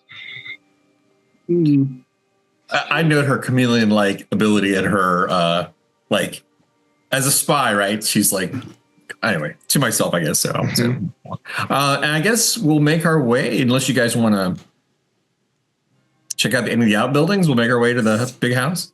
There's nothing in the outhouse. I was just there. It's fine. What are you all doing? Let's go. You hear a click. Oh, greetings. You see a man in a very threadbare, worn suit, very tall, gaunt. His features are pale, not unlike perhaps the monsters Lurch. in a way, a little bit. And he has cocked a shotgun, a double-barreled shotgun. Mr. What was the Talmadge. butler's name again? Mr. Talmadge. Greetings, Mr. Talmadge. I hold up the invitation. We are guests. What are you doing out here? We are coming to knock on the door to accept this. The door is over there. There was a hare. We saw it running along. I'm so sorry. We got distracted. You see, Dr. Edward Sinclair here just loves animals, and so we were trying to chase it. It's just there. A rare brown hair. Very, very rare. I look at the Fräulein and give her a wink. She walks over to him and she just brushes her hand along the side of his face and she says, there. We were just trying to make certain we were safe. We're happy to be here. And we don't cause you any harm. And he just the shotgun goes limp. Wow, like unnaturally complacent sort of thing, just like no. Okay. Nope, no, just like she charmed him. Okay. You see, Father, it's good to make friends. We're no threat to you. We're just here as guests. I make a mental note to avoid her hand. yeah, exactly. Dinner. That's right. They will be. I say so. Oh, I'm sorry. May we proceed to the house? This all seems like demon stuff to him. He's just like, oh. The Lord is not here presently. He should be back this evening. Later, you can return, or you can come calling tomorrow.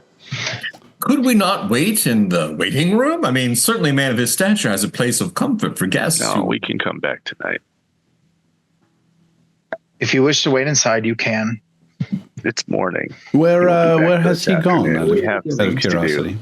Right now, just as a note to everybody, it's about 3 p.m. Oh. Never mind. We've been walking. Back, get cleaned up, get dressed up. You look nice for the Lord. I miss that, Dr. Sinclair. I was saying it might not hurt to go back and get cleaned up, put on some nice clothes, and we are meeting sort of royalty. Come back in the evening well dressed. Next time, may I recommend that you come to the door and knock. It's customary here. Of course, sir. He turns around and walks back to the house. She looks at you guys and says, "That is one weird man." In just like the most monotone, flat voice you've ever heard. Yeah, but he seems to really fancy you. I mean, what's a lot of men do? I wouldn't. No, of course. No. Did when we saw her put her hand up to his face and do that, was there anything like, aside from the bizarre like compliance of a Jedi mind trick, did we see anything happen? No, just you saw somebody maybe kind of like charm / seduce somebody.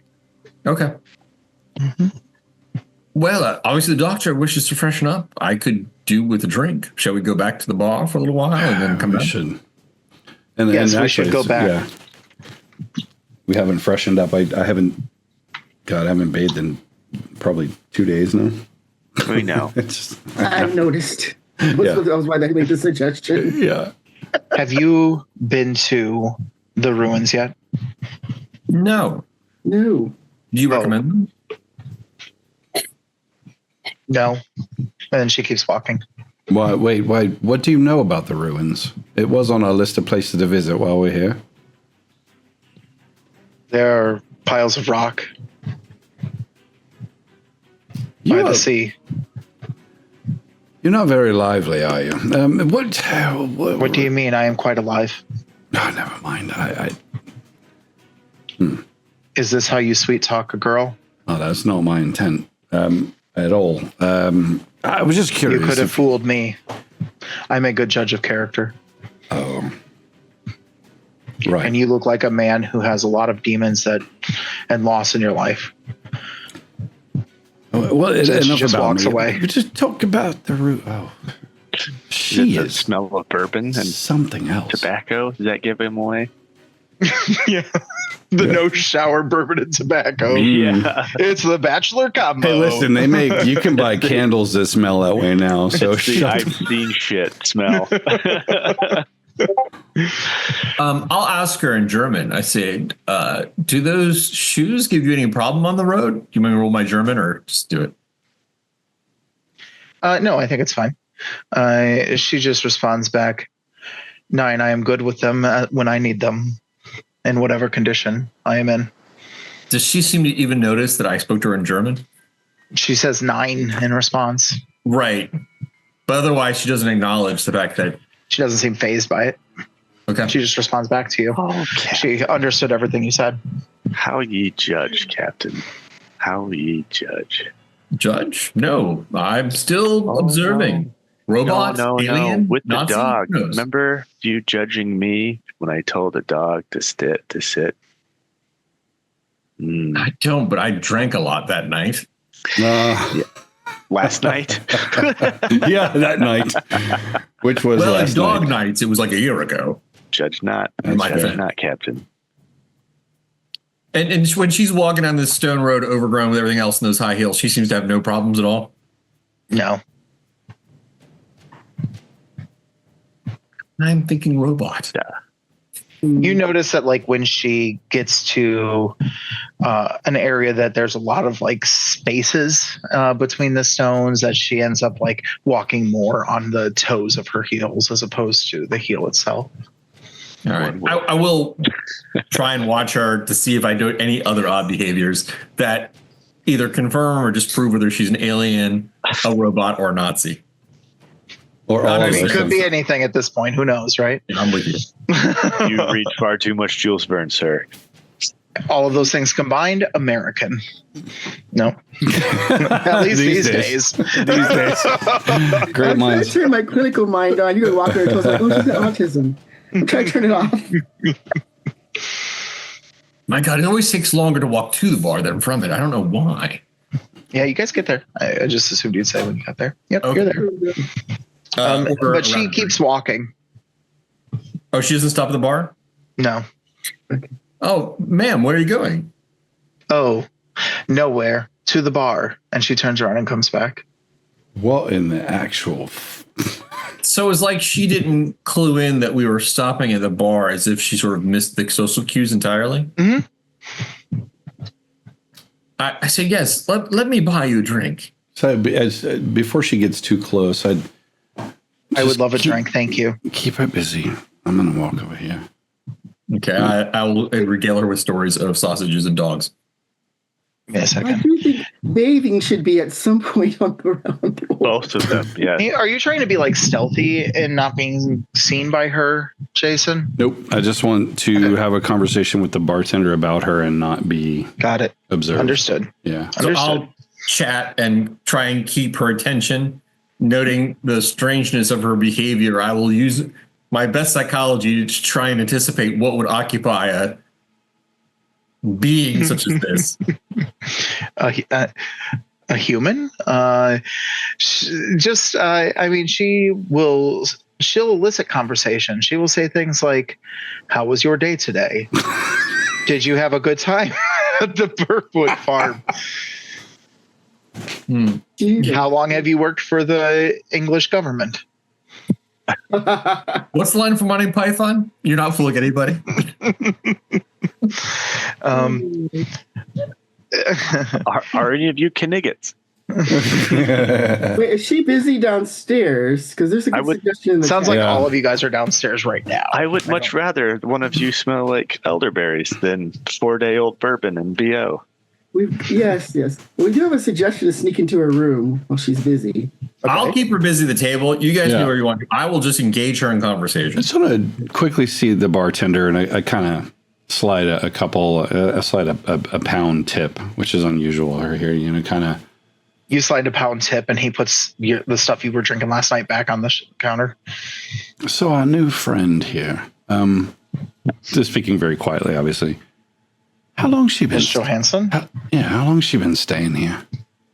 Oh, I don't like to talk too much about current guests. I would do the same for you. I know, but we're old friends. I slide another coin over. Give me a charm, fast talk, intimidate, or persuade with a bonus die. Persuade. Let me see. We said charm. And the bonus die isn't necessarily because of the money you're pushing over. Yep. It is because you guys shared some drinks last night. With the bonus die, let's see if it gets. Ooh, wow! Extreme success. So there's a 4 from the bonus die. So it would have been odd. It would have been odd 4. So the 30 is the bet. It would have been odd. It would have been 100. So the better is 30. Oh yeah, that's fair. Yep. So he says she's been here about 3 weeks. She always like that? Real strange. I listen. I don't try to judge people too much, but she's always been really independent and curious. I suppose she's recently divorced. Yeah. So I heard. Yeah. That was prime information to figure out at the beginning. There are some people who are a little bit suspicious of her. They heard her slip a couple times in how she talks and think she might be a German spy. Mm. She actually stayed here for about a week. And within those 3 weeks, she stayed here for about a week and then left to go back to the mainland and then came back 3 days ago. She did. Yeah. She seems to be getting on fairly well with the captain there. Should I worry? I mean, if you're worried about his charisma, perhaps. Oh, well, they're a match made in heaven. How about this? As he's got that bottle, and I say, why don't you give my portion to them? I'm going to go freshen up, I think. Listen, he kind of grabs your hand, but not in an aggressive way. Does that make sense? Yeah. Like to stop me from moving away. Stop you. Yeah. He says, listen, she tends to go out at night around 7:00 at night, and she doesn't come back until just before we close. Every night. Every night she's been here. How's she dressed? Like just the same? Heels and all that? Well, I've seen her in a few different outfits here and there. But she does like those heels. The freaks go out at night.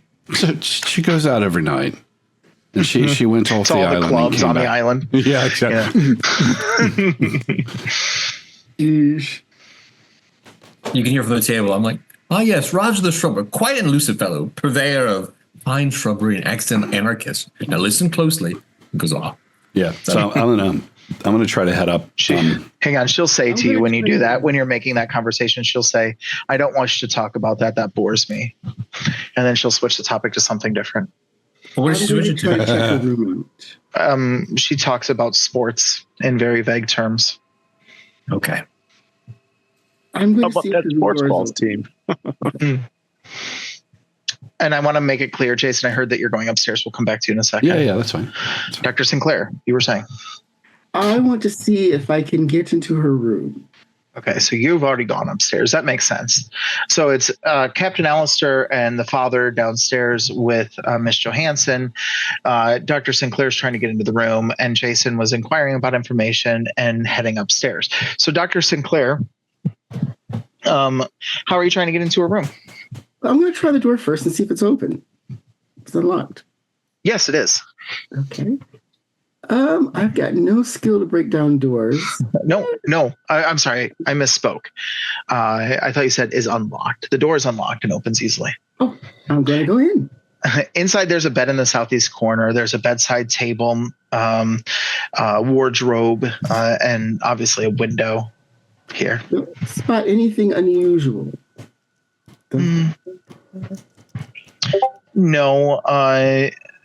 As you're kind of going through the wardrobe, you see that there's a lot of clothing.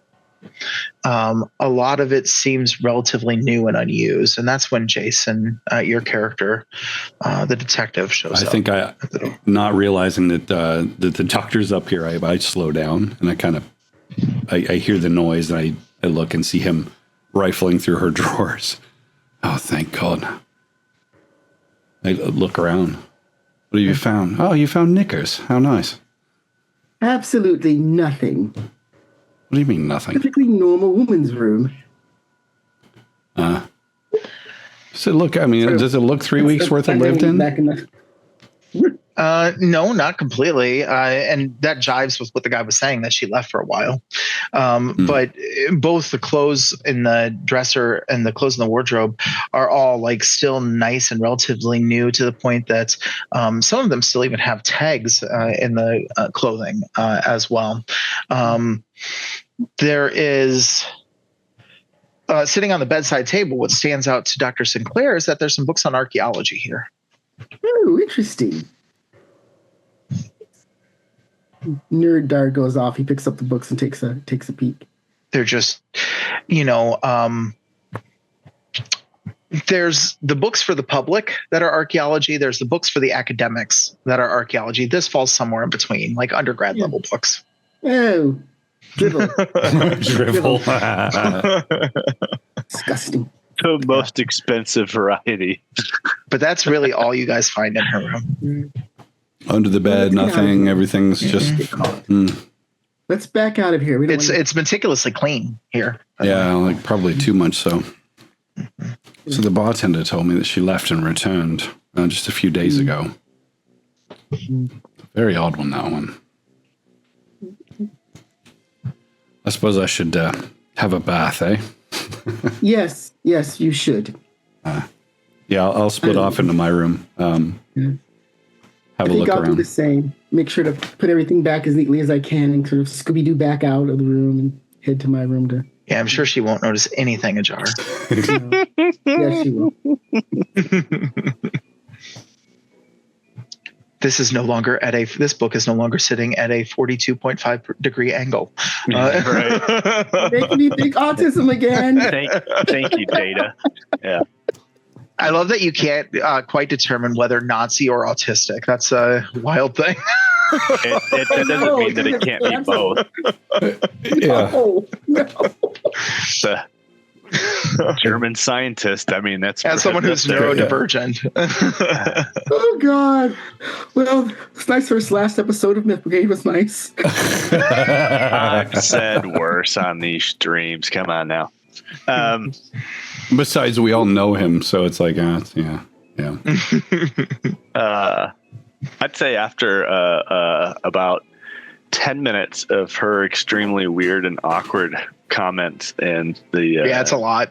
The captain just being the captain, I get up with and maybe take whatever's left of the food that I have been chewing on, and I'll take it to see if Margaret's still in the church. I'm gonna go see if I can go through the old vicar's records. Just sure. Go through his books.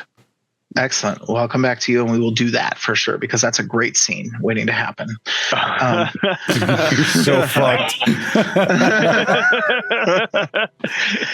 She reaches over after everyone's gone except for you and for Captain Alistair and her, and she'll reach out and she'll put her hand on his. Oh, no. Uh-oh. Wait, did he go to the bathroom? Is that what happened? No, is he going to the bathroom right now? Because that face kind of says yes. That's the look on his face when she touches his hand. That's a number like, 2 right there. All right. I'm back. That's a number 3 I will actually dodge the hand. I'm just going to make a note that I said that earlier. Yeah, go ahead and roll your dodge. She's not really like trying to do it, so just don't fumble, really. I failed by 1. I will spend the point of luck to me. Yeah, you are able to pull your hand away before she does. And she says, "You seem like a very sweet man. What troubles you?" Absolutely. Well, the last thing I will probably say to what I think is a German autistic spy is that I'm looking for a military officer who's like, gone off somewhere. So, I say you started, Tommie. Jesus Christ. I smell a new magnet for next year. Oh, no. I'm sorry, what was that? Is that an inside joke? I don't know what that joke is. So. It's a good from our last episode when you guys were talking about fisting the bushes. When Tommie was shoving his fist in the bush real deep. Somebody made a magnet of that and brought it to Comic-Con to Comic-Con. Oh, yeah. It said, "Please do not piss the bushes." It's okay. Yeah. I also think I didn't get it. Tara made it. Yeah. That was my joke. All right. This is the German autistic robot spy, though very different than Tinker Tailor Soldier Spy. Different franchise. All right. So listen, we're going to come over to Thorg now. Hello, Father. Forgive me for we're about to sin. No, I'm just kidding. We are going to go to the church. Not where I parked my car. You see the doors shut, but the lights are on inside, particularly the light that leads to the office that you saw off of the altar. I assume you go in and she's working, just trying to like keep records of what happened today. Sister Margaret, have you eaten today? Oh, yes. Lost my appetite for a little while, but I did manage to eat what I've been rationed for the day. Well, have you? Well, he's got like a little plate that he brings her. Mm-hmm. Not as much as I should. No. I'm with you there. In terms of upset stomach, nerves, and anyway. Thank you. How are you? Well, waiting for the new vicar to finally come to town to take over. Oh, they sent word on when that's going to happen. Nothing anytime soon, unless he wanted to stay.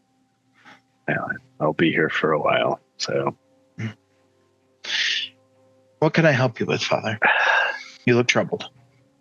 Indeed, there's lots of strange going on. So I was wondering if the previous vicar had any logbooks, records. He actually gave me this office to use for myself, even though it should be his, although he would change here as necessary. He kept most of his records over at his house across the street. Was that the one that dog attacked in? No.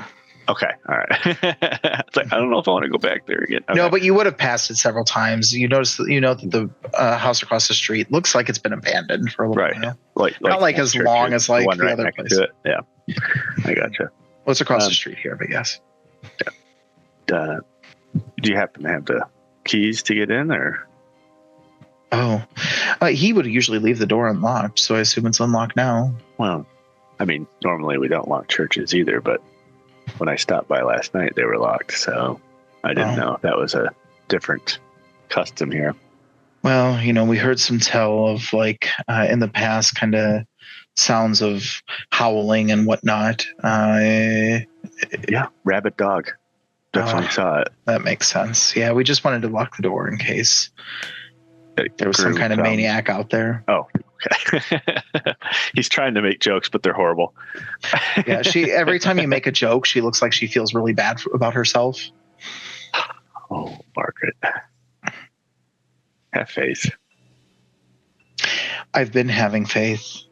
I've been having faith my entire life. And whatever happened to him, he was taken away from me. Give me a psychology roll. Now, Anglicans are not forbidden from being married, so no, psychology. Yeah, that's in fact not that and divorce. The reasons why they left to begin with. I will. I'll see. How much luck do I have? I'll spend it. 3. You should spend it all. Okay, 3 of it. Yeah, all of it. Hey, you get the idea. Once I'm over 45. You get the idea that you get the idea that they had a relationship. Wow. And perhaps were even husband and wife. She does have a ring on her ring finger. Now, hopefully we can get to the bottom of it. I hope so, because Father, I'm losing faith quickly. Hold firm, hold strong. Trying times. Remember, the devil's always trying to try us. turn us away. And if there's no devil, and if there's no God, then what? Have faith. That's what you need to have. You don't have to believe in them, but they believe in you. Which one are you going to turn to? The God of the Old Testament, who's the same thing as Jesus, believed in slavery. So there's reasons to not.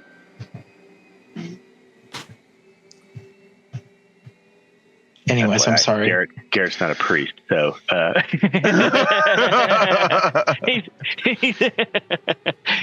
I did not take any theology classes. Well, I expect you to role play perfectly without any roles. Is theology even on here? It's a cult. Okay.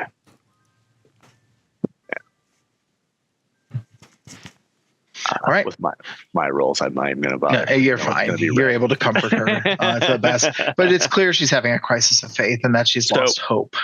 So the part that that he's thinking about is if they were married or having a relationship, but the house is empty and has been empty. And she's talking about him like he's not. Yeah, he's confused. She's talking about him like she believes he's dead. Correct. But she's also like not referring to him as like my husband. Right. Or my fiance or, and then not living in the same house. And yeah. We'll have to see how that develops, huh? Right.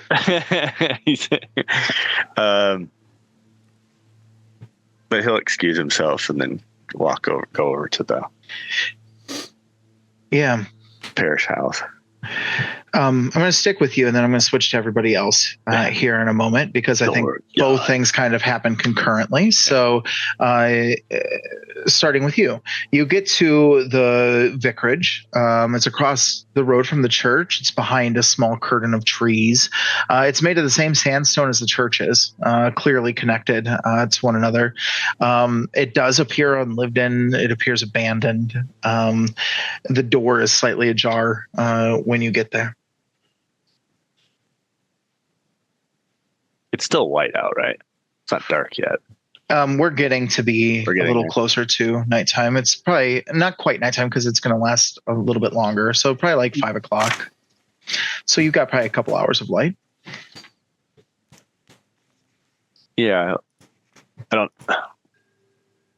Can't remember if this place has been wired up for electricity yet. Some have, some haven't. Okay. Well, like, are there any wires going into this house? No, you do not see any. Okay. I'll walk up and open, since the door's like ajar, I'll look to see if it's been like kicked in or just somebody's left the door open, and then kind of push it in and listen to see if he hears anything. Doesn't look like anybody kicked it in at all.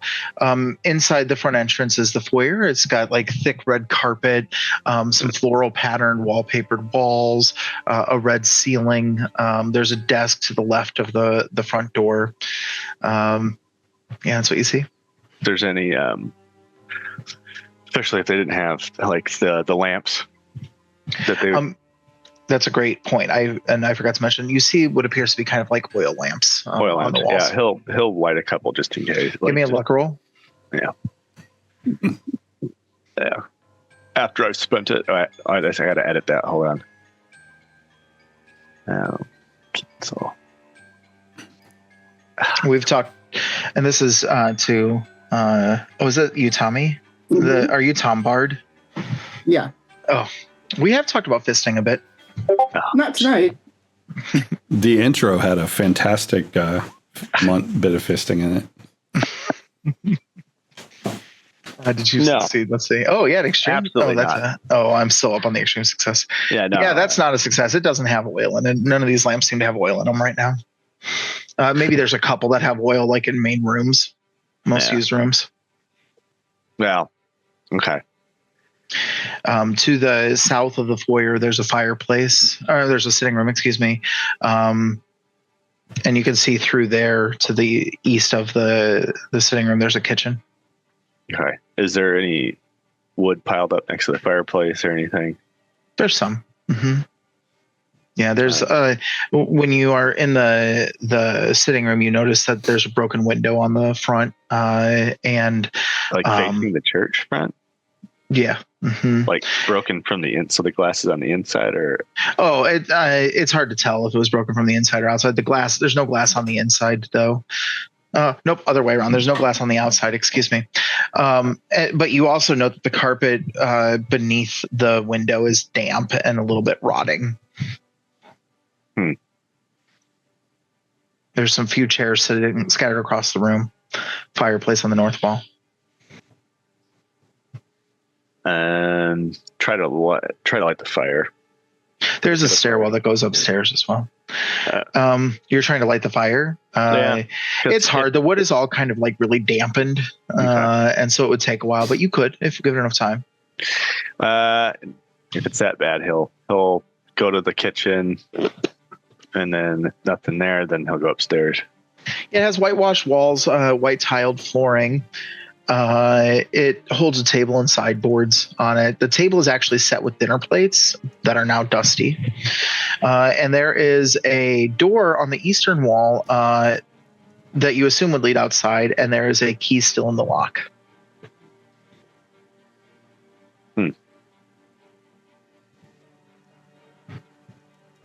And I will come back to you. Back over to the hotel, to the George and Dragon. What are you guys up to? Other than Captain Hargreaves dangerously avoiding being flirted with. I'm bathing and changing clothes. I'm going to look nice for the laird. Yep. Same. Absolutely. What do you do, Captain? You're muted. Mute. Still muted. Try it again. There we go. All right. Yeah. So I'll just, British sports, curious blend of noble tradition, controlled chaos, and an occasional drunk face point, shouting in the honor of cricket, of course. And I go on and on about cricket and other sports, since that's what she wanted to talk about. How long has it been? I knew that the detective was going to go talk to the bartender. I thought come back. I suspected from the sidelong glances that the doctor gave us that he might be up to something upstairs, but I don't know how long I have to hold this fort down. Yeah, I mean, if they're trying to break into her room, that time that should be regular for that is long gone. And now we're eating into about a half hour a time of you being left alone. Does she seem at all bored by this? No. She finds him fascinating. She tells him that. I find you fascinating. So how long have you been? Sorry. No, I'm sorry. Go ahead. If she's finding fascinating, he'll reply with surprise. That's the first time I've ever heard anyone say that before. I'm sure it is, but I'm saying it. It's funny that the most role-played character NPC in this game is the lack of affect, flat-faced, German Nazi spy. All right. Don't forget autistic. Yeah, you got to throw that in there too. Right. That one was contributed by Tommie. No. You said through your clinical lens, you did say that. You got to own it. I will try, though, to get her to slip and reveal something that she's seen or what she's sort of been observing the island. So in the 30 minutes I talk to her, I'll try and correlate, where is the information that she's gathered? Is she aware of weather patterns? Does she know certain parts of the island more? Where has she been? And also glean from that, if possible, that since she seems to not necessarily pick on social cues, she walked past the bar, see if I can lead her on in that a little bit. She needs to have a blind spot that let me know something she may have found helpful to me in terms of finding my compatriot. Give me a fast talk or a psychology roll. Fast talk or psychology? Well, I guess I'll go with fast talk. And I rolled. What did I roll? I rolled a failure. I will push it. Okay. Whoa. Now, listen, what are you doing to push it? Let's talk about that first. Yeah. How are you pushing your luck? I think that she's so socially blind that my first blunder, where it totally got her talking for like 27 minutes about pointless gibberish, that I can steer her back again without her noticing. Yes, and if you are to fail this roll, you will let it slip that you are a spy for the United Kingdom somehow. Oh, damn. Oh, damn. Oh, damn. Yes. Hey, there yes. we go. There we go. Look at that, Thorg. Pair of shoes. That's how you roll dice, man. That's excellent. Good work. So what are you trying to get out of her? Well, you heard my preface, right? So she seems like she's kind of like this trivia encyclopedia for the island. Mm-hmm. So I'm trying to get out of her without her necessarily being aware of it, like the same way she walked past the bar. That what she may have observed or seen and maybe not comprehended, and let me know. Because I don't think she's going to tell me anything that obviously that she's aware of that she wouldn't want me to know. But because of her challenges, there may be certain things like social situations that she's blind to, or things that she saw that when I hear them, I can put the dots together. The first thing she says to you is everything all right, Captain? Your pulse rate is getting quite heavy. Fuck. And I can see your perspiration developing. Okay, this was after the extreme success or before? We're getting there. Yeah, but that is part of it. Mm-hmm. What is that? Fire? That's what's coming. Actually, that was kind of a clue too, in and of itself, that you just got. I'm sorry. What was the clue again? Her indicating that she could tell that your pulse has increased and you're beginning to perspire. Yeah. She's definitely got like that whole like. There is that Asperger's artistic spectrum where people are really great at pointing out like details and so on like that too. Yep. Putting that out there. Yeah. Your pupils are dilating. Okay. It's the belladonna I took this morning. She says, I am here attempting. She doesn't let slip so much as she kind of understands what you're trying to do and says to you, I am here trying to find a lost friend. Now, the thing is, the Captain Alistair is actually shocked, or Hargreaves, that she has a friend. But once he gets over that shock, he's like, well, please tell me more. Perhaps I can help, or we can help each other. How can you help me? It may be that if you tell me about your friend, I may have heard something or seen something that would help you find them. My friend should have been at the ruins and was not. Oh, God. I believe my friend is being held by Thomas Colvert.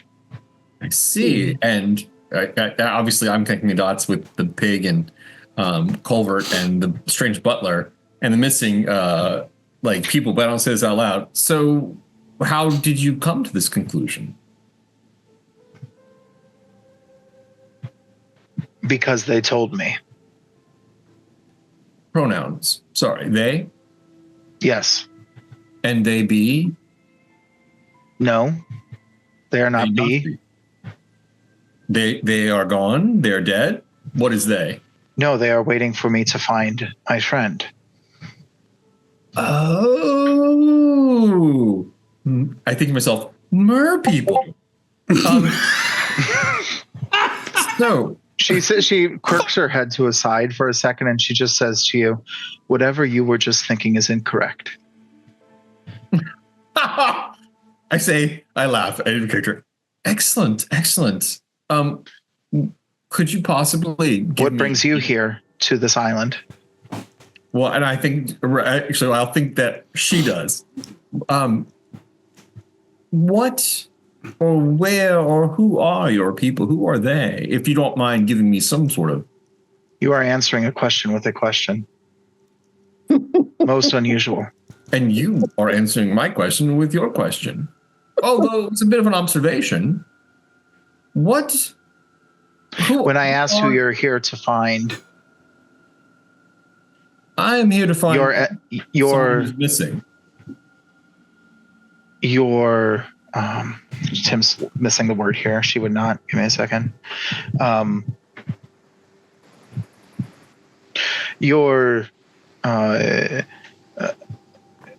interior ecosystem is different. Something has changed. Mm-hmm. What? I don't know what Dr. Sinclair is getting at, but my interior ecosystem. Go on. It's become quite moist. You are here because you are missing someone who is important to you. Who is it?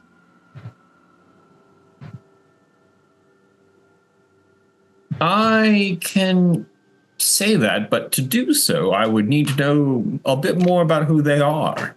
Who is they? Again, you have answered a question with another question. If you read my mind, you will see that I'm telling you the truth.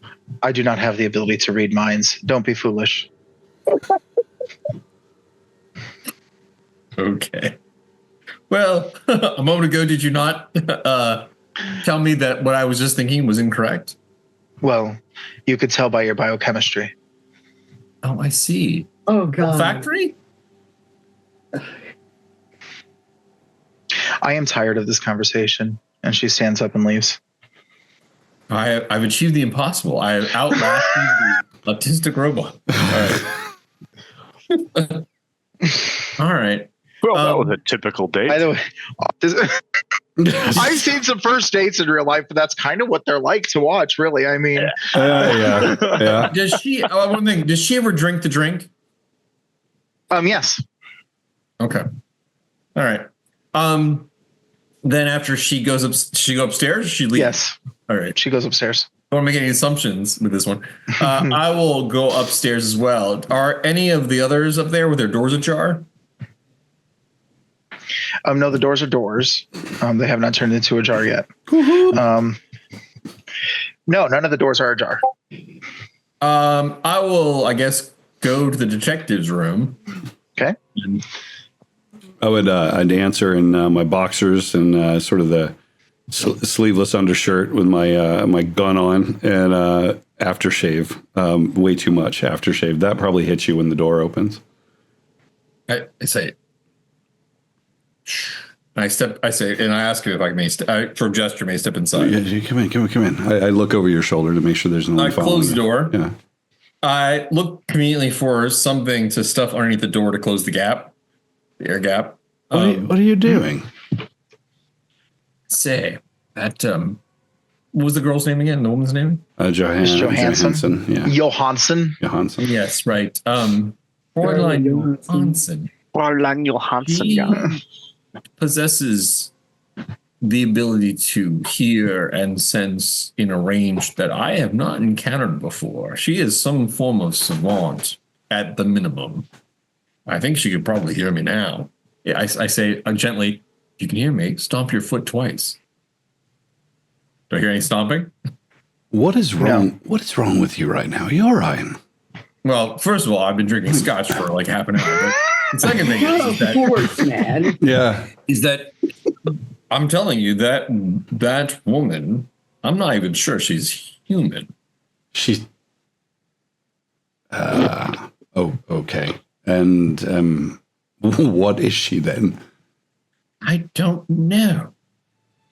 That's the interesting thing about it. She is off the charts, weird, strange, odd. Her sensory abilities are uncharacteristic. She could detect changes in my pulse. Did you try to have a little shag with her and it didn't go well? Is that what happened? Oh, no, nothing so droll. No. Have you been drinking? I look around for his private stash of scotch. Do I see it? Oh, yeah. Yeah, this is just Jason, or this is just the detective and captain in the room. Okay. Do you see it? Does he see it? Yeah, of course. The flask is out. Myself a drink. Lid's off. And if we don't do the character, I don't have to. I'll just explain what happened in the conversation. And can you give me a persuasion roll or something? I'm just trying to figure out. Like, this is pretty well the pig. Let's see, persuasion roll. Let's see. I wouldn't probably not use persuade. I'm not very persuasive. Whatever. I just seduction. Yeah, come on, baby. Yeah. All right. Come on, baby. I will tell you using my sense of authority as a British I like officer. it. I like it. Yeah. That's Extreme success. You've got to be kidding. So she's missing a friend from... You think she wasn't human? She's missing a friend from the ruin, and this Culver is... I'm not sure she's human, but of anyone I've met in the last 5 years, she is most fitting of that description. Could not be certain that she's human. We got to let the others know. We need to get over to that manor house quickly. When she spoke to me about like that my friend was that I was missing a friend, and then she was like, "That's not it." And I mentioned to her that I said, "Was it olfactory?" And she says she's getting bored. Can I think? Is there any spot in that like that I could tell? Like, did Mike get too close for comfort, or? And you got an excellent roll on your fast talk. It wasn't psychology, but it didn't seem like that. She's just very blunt and to the point with no shading of it. She doesn't mince words. She was bored and left. Okay. All right. So it doesn't seem like she had any discomfort about it, but yes, she's missing a friend. Says that they supposedly disappeared at the rocks. I went so far as to inquire where she was from, but she would reveal nothing. Well, but yes, I think we should warn the others. And like I said, I suspect I speak in hushed tones with even the thing under the door. I suspect there's a good 15 to 25% chance that she's hearing everything I'm saying right now. All right. Well, and I'm not sure she cares. She's clearly on our side of this. If in fact this Culver is responsible for the disappearances, and we have our answers, we've got to get there. And agreed. All right. How should we inform the others? I pour myself another drink.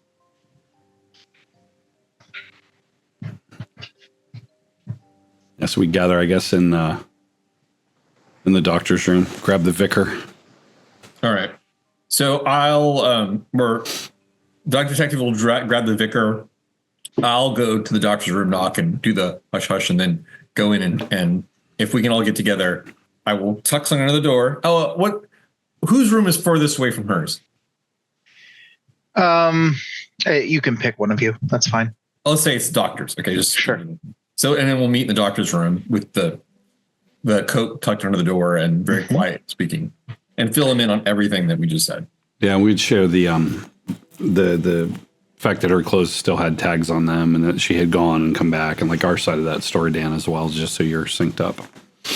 Oh, I'm sorry, I missed that part of the story. What was happening? Well, so yeah, when we went up and raided her room while you were, trying to flirt with her, we learned that she had gone for some period of time and just came back a few days ago.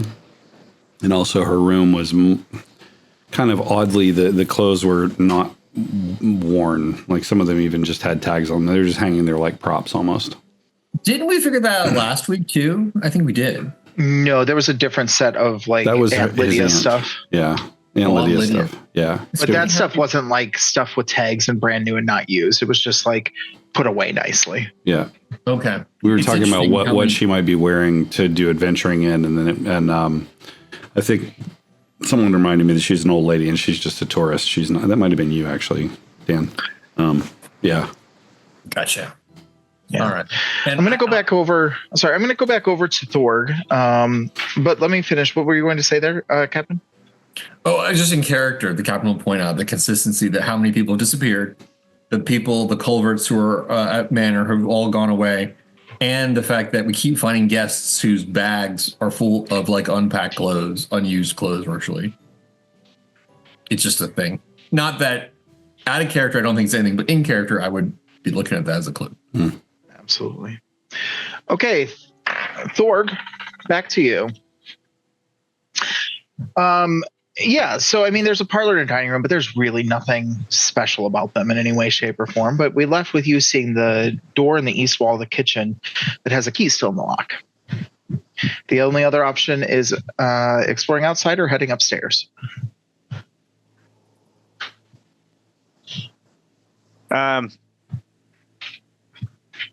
Or upstairs. you could search the desk out front too. Yeah. He's in there looking for logbooks and stuff.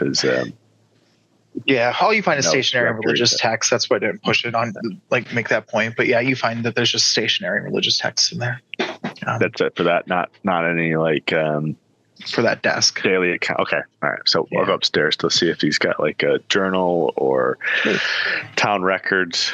Mm-hmm.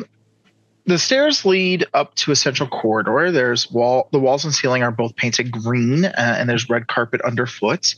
There are a number of rooms off of it. There are, let's see, one door on the north room, a door on the east side, a door on the west side, and that's it.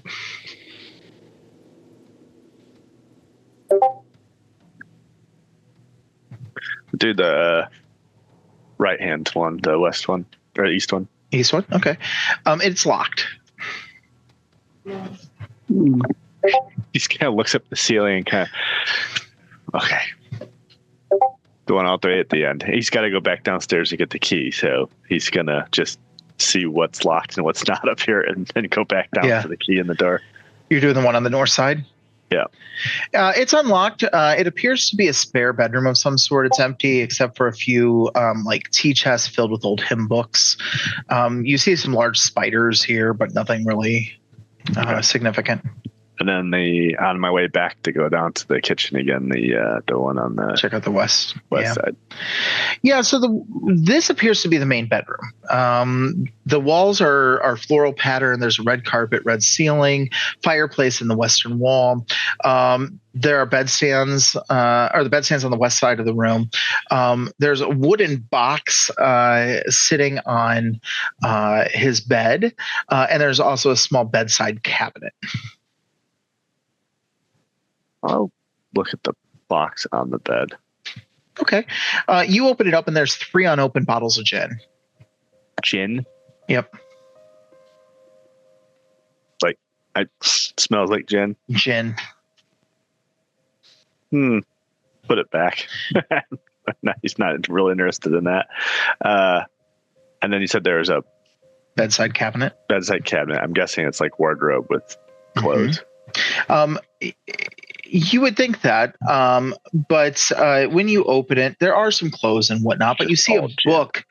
You see a book sitting on the top shelf, and on top of it, you see a picture frame upside down. The book, the spine of the book says, "The Book of Werewolves" by Sabine Baring Gould. I'll take it down and see what the picture is too. The picture is a picture seemingly of the vicar and his wife, who is not the same woman you spoke to earlier.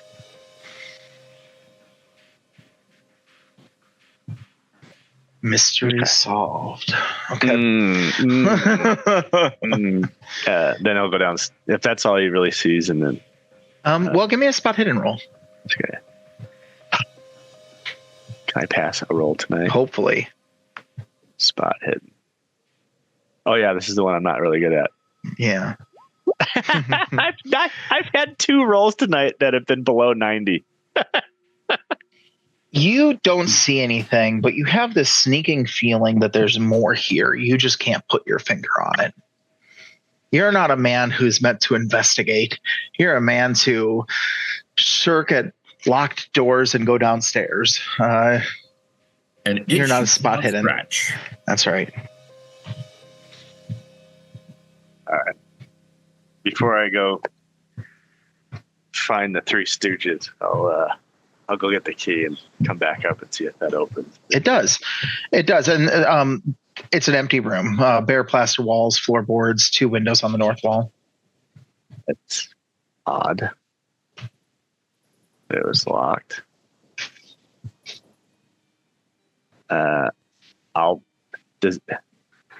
Dusty, like footprint, like no footprints or.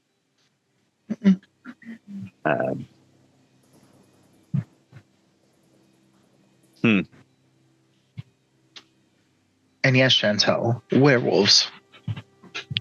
Yeah. She's going to have some light reading tonight. Chantel. Chantel watching? I'll say it right. Chantel. Is it Chantel? Chantel. Uh-huh. Where's this chat?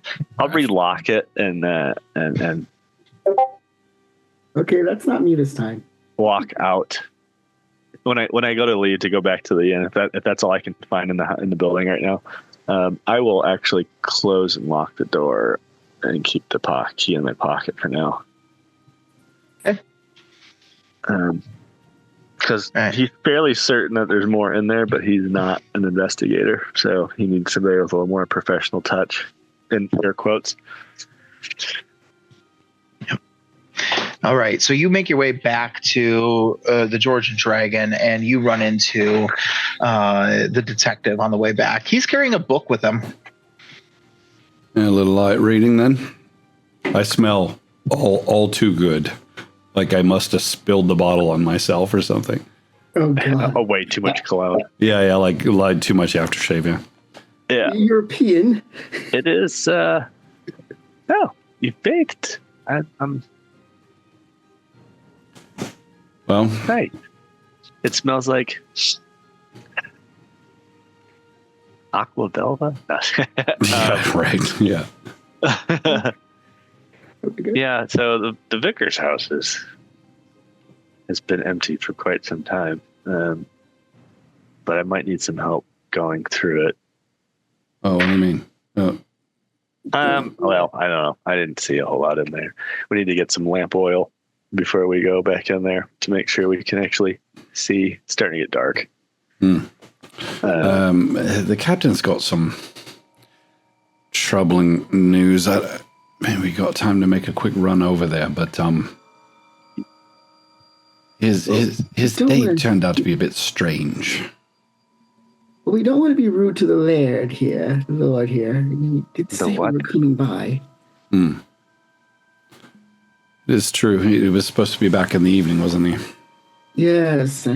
Well, don't maybe. know what he'll do to piss off the local. He said maybe tonight or tomorrow. So, assuming we have enough privacy to have this conversation, right? But the trouble is, if Miss Johannesson is to be believed, then the local lord has got himself up to some dubious activities. Does it really matter that we show up and politely have dinner? Oh, yes. We might find our missing friends. We might have them hostage. Or you might wind up with your brain in a fucking pig. Oh, Don't be ridiculous. language, detective, language. Sorry, Vicar. Someone put some... But, all right. So we go see the Lord. Doctor, you're right. You're right. If he's in. And if he's not, It was then... pretty. Don't have to if you don't want to. It's pretty nebulous. And if he's not, then we could circle back. We could circle back and check out your vicar's dwelling. It's not going anywhere. I've locked it up, but there is a broken window Oh, dear. outside in, and the floorboards seem a bit rot. Ooh. And other things that Other thing? It wasn't the floorboards that were rotten. It was the rug. Oh, I thought you said That the was floor rotting. felt. Mm-mm. Okay. No. Okay. No, it looks like it's been abandoned for about the right amount of time, according to his vanishing. So let's go visit the Lord then, before it gets too late and we're rude for calling at that hour. Yes, these vegetables are not getting any fresher. Quite right. Yeah, they don't continue to ripen after you've pulled them off the vine. Captain, could you share what you told the doctor and I about your friend as we head over that direction? And we can just say I do. Yeah. If you like to make a roll, I can make a roll for convincing you. With what? She's a what? Oh, well, we don't have a proper pronoun for her yet. Just, she's with they. She would not elucidate on the pronoun any further than that. Oh no. Although she did stipulate there was a they, so it's not just one. Whatever they are. Or Very, very confused. Yes. What? You read far too many fantasy novels. Exactly. Oh, I pride myself on my lack of imagination, Father. You're probably reading too many of those H.P. Lovecraft nonsense novels. Drivel. What, that racist bastard? Never.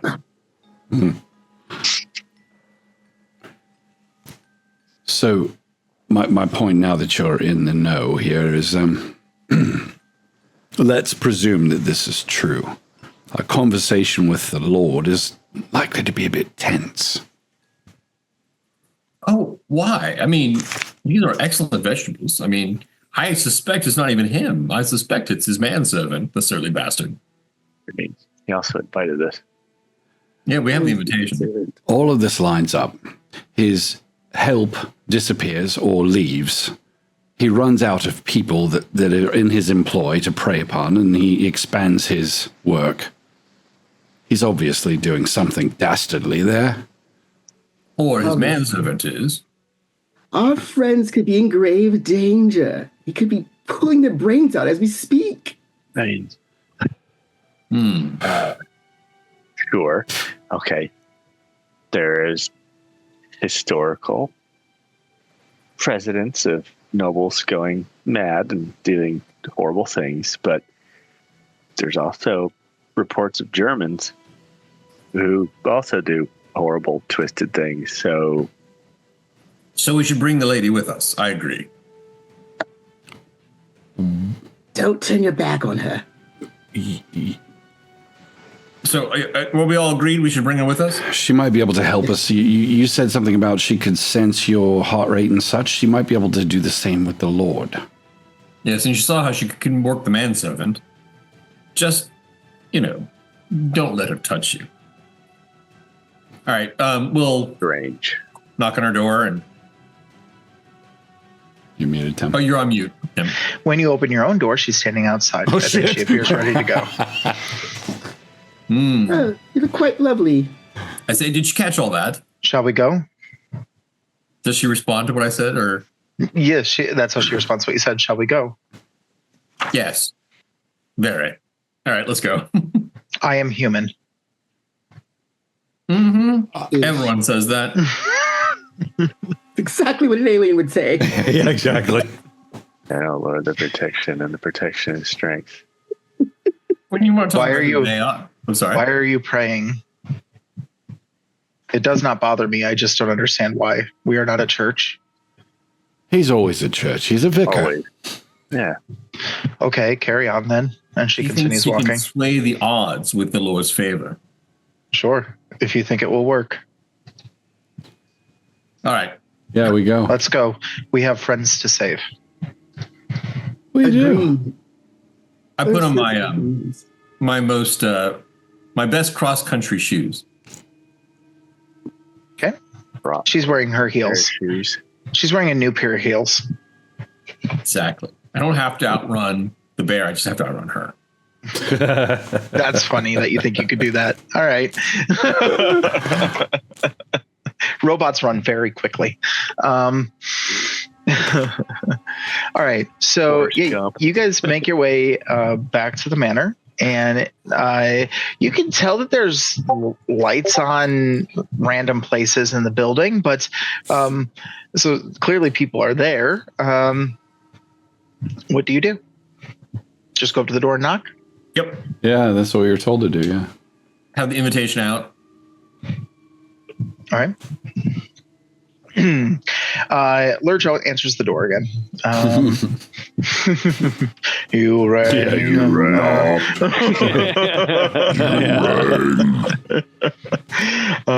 And he says, "Oh, you again. Enter." And he steps out of the way.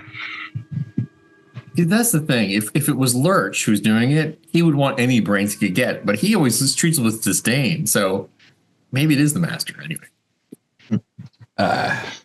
Unless he realizes we have no brains.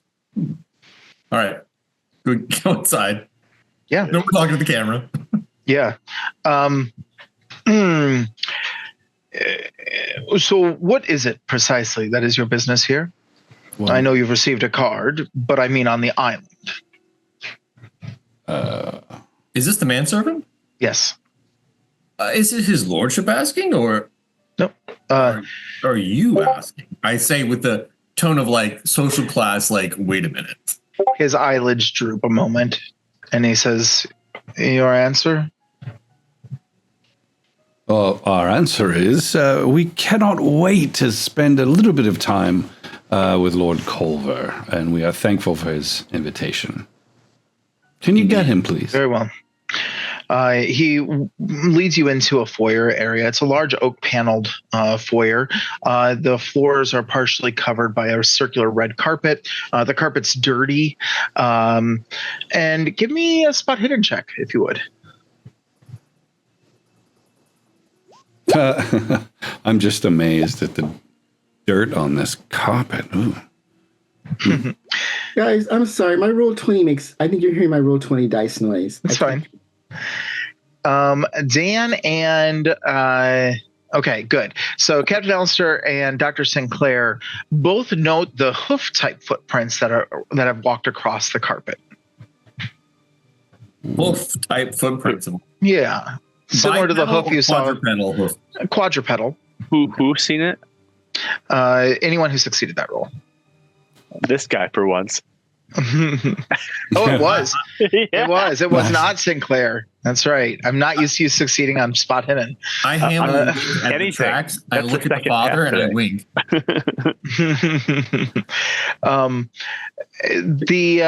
There's a massive chandelier here that's thick with cobwebs that hangs from a pink ceiling. There's a wide staircase at the back of the foyer that leads up to the first floor. There's a balcony that overlooks the foyer as well. If you'll bear with me one moment, I do need to pull something up for myself. Sure, we're doing that. Where do the footprints lead? That would require tracking. By hoof, you mean like cloven, like cow hoof? Oh yeah, are Like they goat shoed or like pig? Like feet. Okay, like a three-toed foot kind of. Yeah. Yeah. I will There we go. I will elbow the detective and gesture at the Yeah, I'm busy looking at the pink ceiling, thinking I wouldn't have chosen that. Oh, what? Yeah, I'll give it a tracking roll here. There's doors to the right, a door to the left, and a pocket door to the north. I'm gonna spin down. That's a lot of luck. Yeah, it's a critical success. Roll to one. I'm just, it's smeared. I'm a terrible tracker. Yeah, but you rolled a one. Yeah. I think I do it so badly. I'm just distracted that you're just like, no, it's over here. Wow, that's incredible. Yeah. Yeah, I mean, you can see that they definitely lead to... Creeps me. I'm so creeped out when you do that. Give me a second. I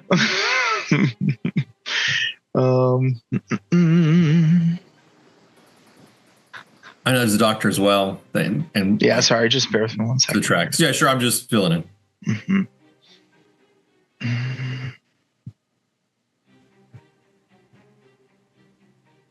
Yeah, Dr. Sinclair. I'm having a little trouble hearing you tonight. Like, I do try and hear, but like sometimes it's a little quiet. That's the same. I was trying to find a way to turn you up, but I'm. Is it a little better now? Yeah. I turned off roll 20 on the laptop. That's what was doing it. Sorry, guys. He disappears, and I'll answer your question in a second as I answer this. He disappears. The butler does. He'll take your coat and hats too, if you want to give them to him. But he disappears to the north up through the doorway underneath the stairs. And when he's gone, you're able to clearly track the cloven footprints that lead towards the study, this closed off room that you would assume is a study. To the left, there's a door there. I look at the detective. Put my ear to the door. You hear. Yes, sir. I'm here and I'm ready to see you. You guys that you requested earlier. Mm-hmm. They were around the house investigating with the woman who's been staying at the Dragon. Mm-hmm. Did you see the man? Can I make a listen roll to clear that up? Sure. Mm-hmm. I failed. Am I close enough to try as well? Wait, are you guys doing a Three Stooges? Are you guys like all just like leaning up against the door? Yeah. And I've heard too many 21 gun salutes. My hearing's a little bit. I've got a success. Yeah. In essence, what he is saying is the people you've invited have arrived. They were snooping around the property earlier with the woman from the George and Dragon. They're all here now. Do you want them to be shown in? And I look at the Nazi woman and just go, right? Because I know she heard the whole thing. He seems not very pleased that we were looking around his property, which we could clearly guess by the fact that he came out with a shotgun. That is awfully unusual in the English countryside to answer one's door, even from an unsolicited visitor with a shotgun. Obviously, he's trying to hide something. Wouldn't you agree, Mr. Johannesson? I always judge friendliness by the type of ammo. Now, if it was bird shot, then we're all good. But if it was deer shot, then yeah, they don't like us. What do you guys do? So the pig tracks went into that door? Mm-hmm. I'm just standing where he left me. Yeah, go back. Yeah. I check my weapon really quick, quietly, make sure it's loaded, make sure that the holster is unbuckled, and I put it quietly back under its place under my coat. Mm-hmm. Good. Okay. Who else do I know is armed? I know that the detective's armed, but no one else, right? Why do you guys think you need to be armed? Well, there was talk of shotguns. I mean, silly me. My faith is my armor. There we go. Yeah. Is there like a... I'm sorry? Go ahead. Is there a clearly marked place to get a drink? No, there is not any clearly indicated space for that. I will pull the handle for the servant. Okay. A bell rings as he's opening the door already to come back into the main room. Kind of chuckle. And he says, "You rang?" Yeah. Is there possibly I'm a little parched. This way. And he walks over to the study door and he gives it a kick with his foot at the bottom and it opens. I follow him. You hear a voice inside say, "Enter." And he says, "In," to the rest of you. Walk past him, kind of looking him up and down as I do. Is he armed? Is he armed? I'm sorry. He has two of them. Yeah, but other than that, the kind of kill. Yeah, he doesn't seem to be. Okay. He seems very handy. Yeah. I also, as I walk in, I check the floor, make sure that there's no trap doors. Yeah, totally. Well, what you see first of all is kind of a rotund man with graying hair and a pretty welcoming smile. His eyes have that look at the corners of them through the wrinkles that they're tired, maybe dark bags under the eyes. He's physically kind of sullen. As it's kind of like he's lost a lot of weight. In general, he's wearing a brown wool suit, and he probably has on the suit displayed a Victory Cross medal, which Captain Alistair would know is awarded for service in World War I. So that's a note. The layout of this study itself is there's varnished oak floors and ceiling. The walls are painted green and they're lined with inclined bookshelves and cabinets. Chandeliers hang from the center of the ceiling. There are double doors on the north wall. Windows are located on the south and west walls, and his desk sits kind of between the west wall windows. Covered in various knickknacks. There are 4 chairs, appropriately enough, at the desk, although there's 5 of you. Do they have one of those newfangled telephones? You don't see a telephone here now. So I think to myself, who's talking to someone? But how? The butler came out of here. Oh, the butler. doors. Yeah, the butler was in here. I realized he came out of the. So we came in through the main entrance. He came out of the butler's entrance. So no. So you guys went in the main entrance. There's the door to the study, which he did not ever come into or out of until he led you in there. He walked into the doors that are underneath the staircase that lead into kind of a gallery area. Those doors shut. He went around through the north doors and was talking to him, asking if he wanted to see you all before he came back. That's around for the pig tracks, Tim, and try to pick those back up on this side of the room as I kind of just look around. You don't need to roll. You can see that they're just kind of like willy-nilly. It's like they just kind of walk around. Like they do go up to the door. Or something. Yeah. Yeah. Is he sitting behind the desk? Yes, he is. But when you come in, he does stand, and he greets you each personally. He offers to take your hand, kind of that like closed handshake that a politician might do. The shake is firm if you do allow him to. Does anybody not allow him to? No, I do. Yeah, absolutely. Mm-hmm. When I'll walk that down. When he takes the Fräulein's hand, anything happen? Does he catch on fire? Nope. He shakes her hand. Okay. Mm-hmm. So my butler tells me earlier you had been looking around the property. I don't care about all that. It doesn't matter too much to me, but I am wondering why you're visiting the island. I'm actually looking for Lydia. She seems to have met you at one point a couple weeks ago, a few weeks ago. Older lady. Lydia? Yeah. Can't say as I've met her. I got that note. I did give them I know they existed because I did send them an invitation to meet with me, but they never did. I'll show him the last note that I got from her. Oh, yeah. Yeah. Well, that's something. Yeah, unfortunately, I've never had the opportunity. Do I think he's lying? Well, it says, I have met the Lord of the Manor. Yeah. Perhaps she was planning on it and just never finished. It looks like this letter's incomplete, so perhaps she was going to revise. Oh, no, this was the first one that she sent me, the one that brought me to the island. Oh. Yeah, she has not seen me. I have not seen her. But you can give me a psychology roll, Alistair. Nice. He's holding something back. It's not like Lydia to... Did you hear of her, perhaps? If not seen. Of course I heard of her. That's why I sent an invitation. I mean, did you actually hear her on the island, or? No, I've never met her personally. I see. Do I think he's lying in the second one, telling the truth in the first, or?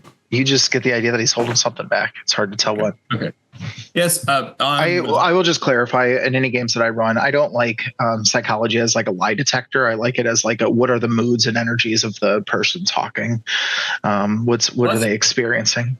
That's cool. When he's holding something back, does it seem like he's concerned, or does it seem like he's like annoyed, or?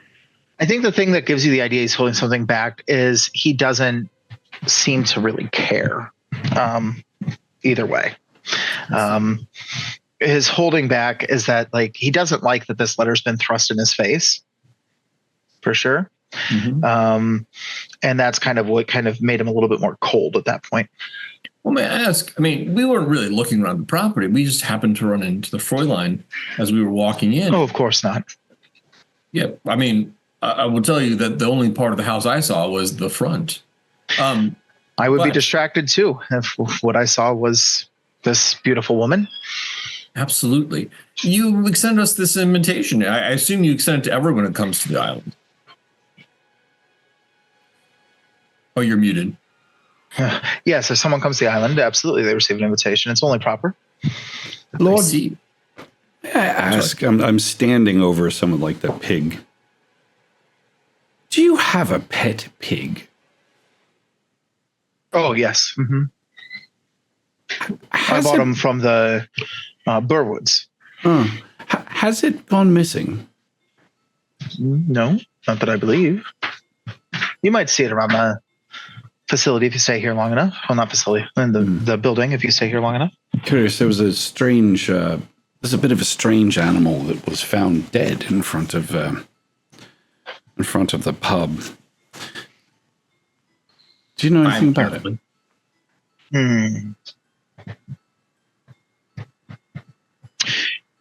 Oh, right. The pig with the aluminum foil. Yeah. Is that the one you're speaking of? Sure. How would you have known that? What? You talked to some of the locals, have you? Oh, of course. I keep abreast of things that go on. Listen, dabble in anatomy, and I have been experimenting with brain surgery to enhance animal intelligence. Do you put so you put a person's brain in that? Oh no, I would never do that. Oh, I see. So how did the pig get the person's brain in it then? You must be mistaken. Oh, must I? You must. What's the mistake? I don't use anything other than the pig's brain itself. I don't use human brains for anything. I see. That's And ludicrous. Sorry? That's ludicrous. Does anyone else have access? But you haven't answered my questions. One of you answered why you were here about Aunt Lydia. Why are the rest of you at the island? I know that you would certainly not want to come into my home and be rude and not answer questions. Oh, no. Well, I am looking for a gentleman acquaintance of mine. I give the pseudonym. But having answered your question, so is it possible someone else has access to your laboratory and put the human brain in the pig? Because somebody did. There's no human brain. How many human brains have you seen? He says that and pointedly towards the detective. Intact ones, not many, to be told the truth. And how many intact brains have you seen, Captain Hargreaves? Intact.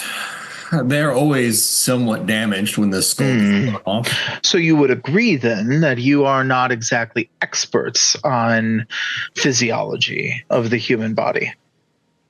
Well, I've seen quite a few of them in jars. I am not. Mummified, of course. Listen, it's an honest mistake. You see, the pigs share a lot of qualities of human beings. Their brains, in fact, look somewhat similar, but I assure you there's no human brain. And eyes, Doctor? Do the pigs also have human eyes? Because this What pig do you mean? had human eyes. You've been drinking. I can smell it off of you. I'm English. You're not wrong. How often do you folks find yourselves drinking? Because from what I hear from the innkeeper, it's quite a bit. Whoa. That's fair, Father. You certainly have not, but your predecessor certainly did. And while you have not, you're also not claiming to have seen a human brain inside of a pig. And eyes. And thank you. And eyes. I definitely didn't see the eyes. And yeah, keeping an eye on what Johannesson is doing. I'm sorry, go ahead. No, you can see that my logic is sound here, right? You have not seen intact human brains. You are not experts in anatomy, nor are you experts in physiology. Yet you come into my home and claim that I am what? Supplanting human brains inside of pigs? That's absolutely extravagant beyond compare. Oh, I'm so sorry to offend you. That's not exactly what we're implying. And what is the reason for the rest of you coming here? Curiosity here to your home, curiosity. So I too am looking for a friend. You came to the island out of curiosity about my home? No, I've come to your home out of curiosity based on what I've heard since I got here. The fact that your staff has either disappeared or left the island. Your house is falling into disrepair. You're suddenly this aligns with a rash of disappearances here on the island. Among those is a friend of mine, a friend of his, the vicar, and his aunt. Something just doesn't add up here, Lord. And I just kind of stare him down. What are you implying? I don't know. What is it? What reason would I have to do such a thing as you suggest? Well, what reason would you have to trifle with pigs' brains to make them smarter? Certainly, could it be that the locals have developed some sort of fantasy about you with all of your experiments? Maybe your experiments horrified your servants, perhaps? Nothing is to horrify. It's brain surgery. We're not talking about sort of strange act. Brain surgery happens all the time.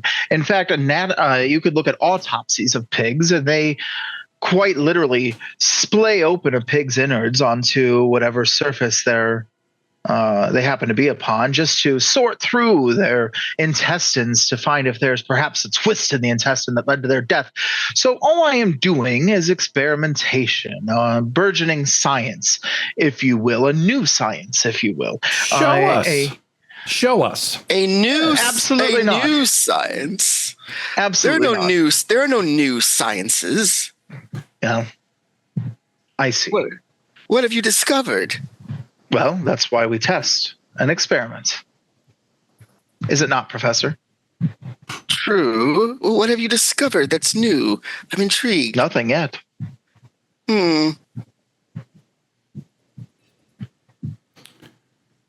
So perhaps all of this is a regrettable misunderstanding, but you must understand that sort of the math of the situation does rather implicate you to some dark doings. Yes, what I'm hearing is you've come to my residence with no evidence other than what I've already openly admitted to you, and are threatening what?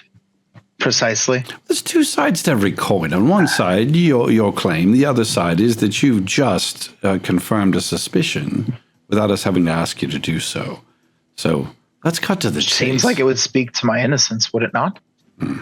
Why are the people disappearing here, Lord?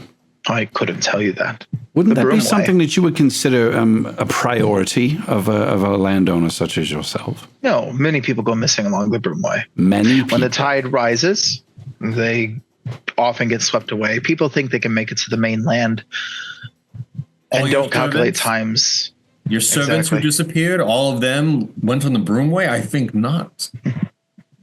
There's an awful lot of occurrences, and the place that the map is being dotted is all around this manor. What? Surely, yes, Doctor. Oh, it's a GM question. I'll wait till you're done. Yeah. Surely there's an explanation for this. I mean, I hear you say that they weren't human brains, although I, the doctor, and the detective have all ascertained that these were not. Professor, to be clear, not a medical doctor. It's interesting why this is so important. You keep quibbling with us left, right, and center. But yes, because you come to my home claiming what, pseudoscience? And claiming that you have some sort of solution? Father, what do you have to say about all this? I think it's rather odd that so many people go missing from such a small community, but I'm just here to find my Aunt Lydia. And I wish you the best in doing so. And if there's anything I can do to assist you in that endeavor, I would be happy to do so. I, unlike your friends, I suppose, here, am not nearly as garish nor rude. It's not our intention to be rude. You invited us here. We merely... Yes, I invited you as my guest, and this is how you treat someone who invites you as guests? No, this is how I treat someone who all indications are that you are doing something rather nefarious. Perhaps you're being framed.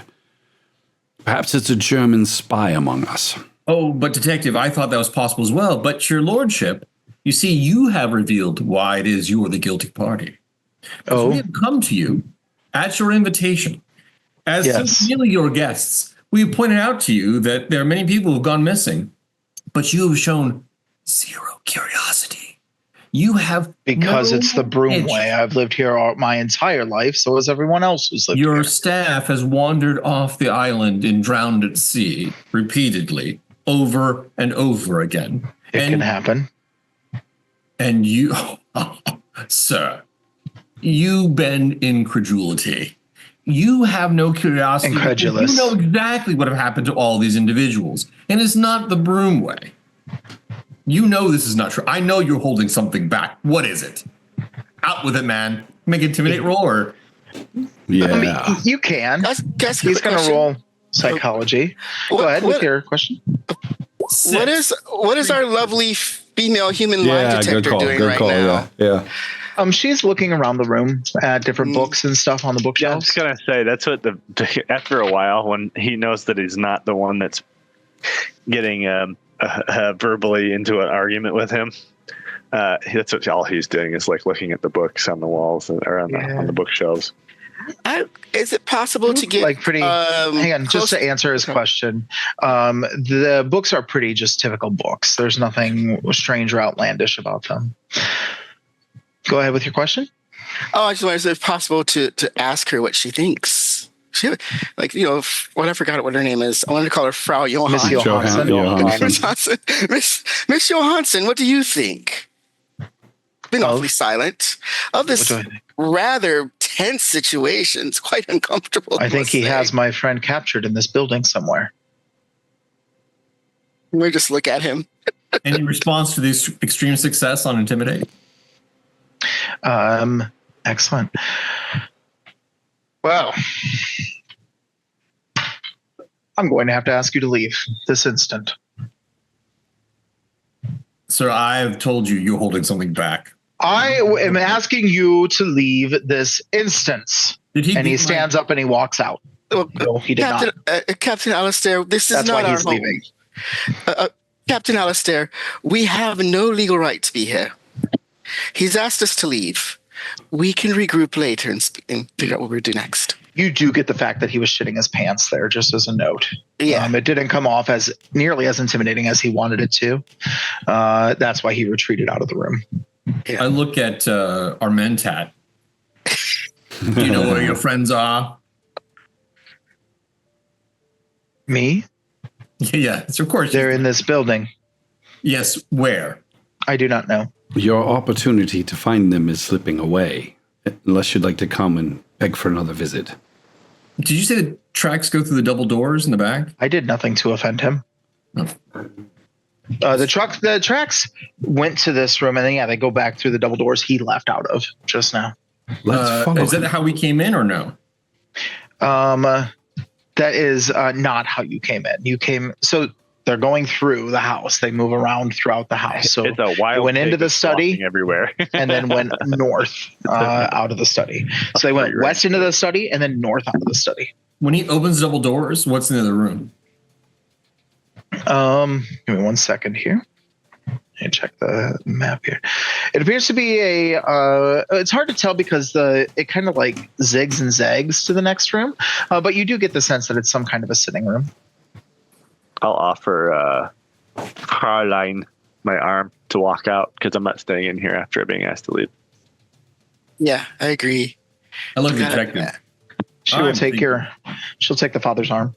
I don't know that we can leave it at that. That man is hiding something. He left because of course he is. Hiding something. He's cornered. A very large man with a shotgun. And we're trespassing. Perhaps we are, but he is killing people, Doctor. He is killing people. It's true, but we are English and thus probably do have to leave for reasons of politeness. Just because we leave doesn't mean we can't sneak back. If only we were Americans. Then we could rashly go throughout the entire house. We could just purchase the island. You are all acting quite American already. Detective, give me a power roll if you wouldn't mind. Yes. Oh, shit. Really? Hang on. Do-do-do. How many friends are you missing, dear? Uh-oh. Just one. No bueno. I'm going to send you a message here in Zoom if I can. Would that be okay? Yep, that's fine. Was it just me or did Tim freeze? Yeah, you froze for a second. Oh, thank God. I'm using hotel Wi-Fi, so I never know. You never know. And I'm in Tornado Alley, and there's a storm outside, so. Oh, yeah. I wonder if we're having a tornado. Now that I need one more power roll as well, Jason. Okay. Yes, on that one. Okay.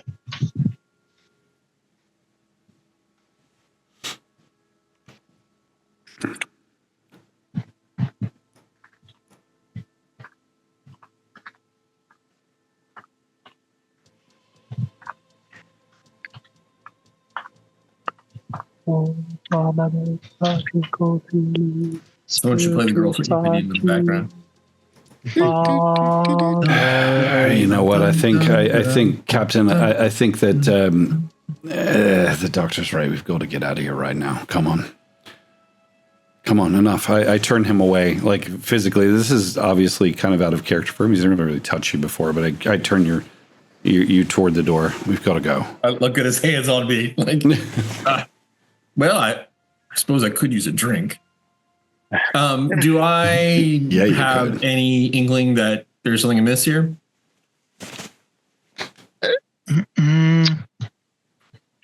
Let me think. Well, I know out of character what happened. Give me a psychology roll. Okay. Failure. 78 out of 40.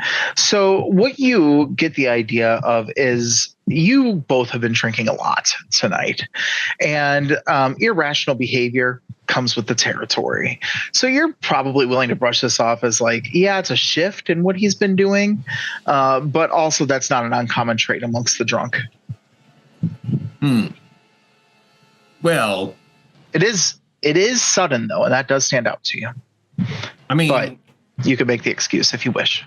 A dozen house servants missing, friends and others disappeared, human brains and a pig, and a man who nearly shit his pants to get out of this room when we accused him to his face that he was withholding something.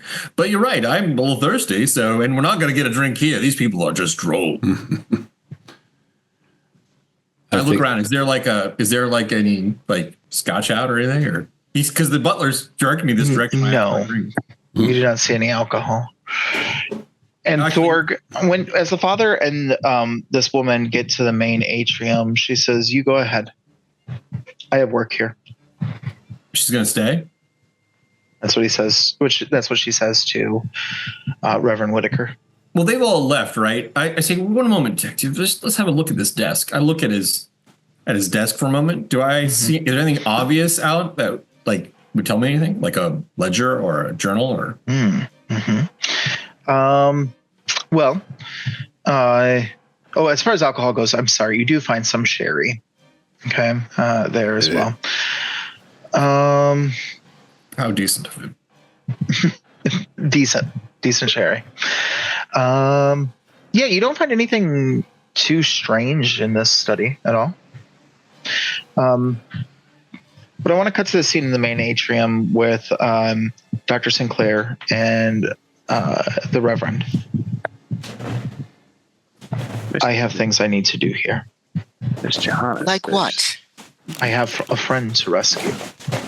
Do you know where you may go if you wish? Well, do you know where you're going? I know that I'm inside this building, and that's better than I was earlier today. What are you going to do if that giant fellow comes out with a shotgun? Kill him. Oh, dear. She's insane. She's quite insane. She lets go of your arm, Father. How? Quite certain of yourself, dear. Yes, I am. Have you ever killed anyone before? No, I have not. Think you have the constitution to do so? Yes, I do. And just then, I wish he was here right now, but we'll remind him when he comes in. You all hear kind of a squealing sound. Coming in from the other room opposite the study is a pig that has a foil on top of its head in the shape of a dome. And it starts squealing. Pig squeals in the main hall. Sweet. It's not in the study. It's in the main hall, or it's in the area where you guys were first brought into. Okay. Yep, coming from the door opposite the study. So it would draw us maybe out of the study. If you wish, yeah, you'd hear it for sure. I'll go to where I hear the squeal. You see an animal that goes straight up to the father and starts biting at the pan of his leg, squealing loudly. Father, look at the eyes. Do the eyes look familiar? He keeps backing up. Pigs are mean, man. Yeah.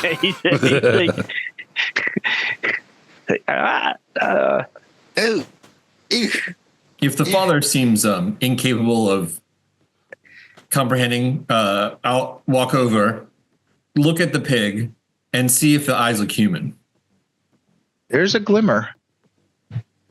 Are they a certain color? Like, can I describe them? Like, so the doctor, brown, might recognize them. Brown, brown human eyes, soulful. Tell me, doctor. To be clear, all these eyes are pig eyes. They just look slightly human. Oh, I see. Okay. Yeah. What was the name of your lost friend, Doctor? I'm sorry, Reverend? Lydia. What? Lydia? It starts squealing louder and louder. I say, Lydia, if that's you, stomp your left hoof twice. It lets go of the father and squeals really loudly and runs off into the distance. Back through the door it came through. This is going to require more sherry. Yeah. And I think, it's 10:30 at night right now. I think this is where we're going to have to end it. I don't think we're going to get to the end tonight. There's no way. Nice. No way. Was trying to get us there. I know, guys. I'm trying. There's still a lot to do. It's actually 11. Well, it's 11:30 my time. Yeah. Tim, I'm in the same time zone as Tim today. Nice. You're absolutely amazing, Tim. Yeah, I swear. You guys for sure are. Awesome. So he said it, and I'd like to thank you guys for joining us. And so 2 weeks, we'll finish this thing up maybe. Same pig time. Yeah, I'm ready whenever you guys are. And once again, a shout out to Tommie's friend, Michael Absher, who unfortunately is no longer with us. But again, salute to all of you who came, who are also friends of his. Our condolences, and we're going to be doing something special to thank him for bringing us Tommie. So cheers, everyone. Have a fantastic night. We'll see you in a couple weeks.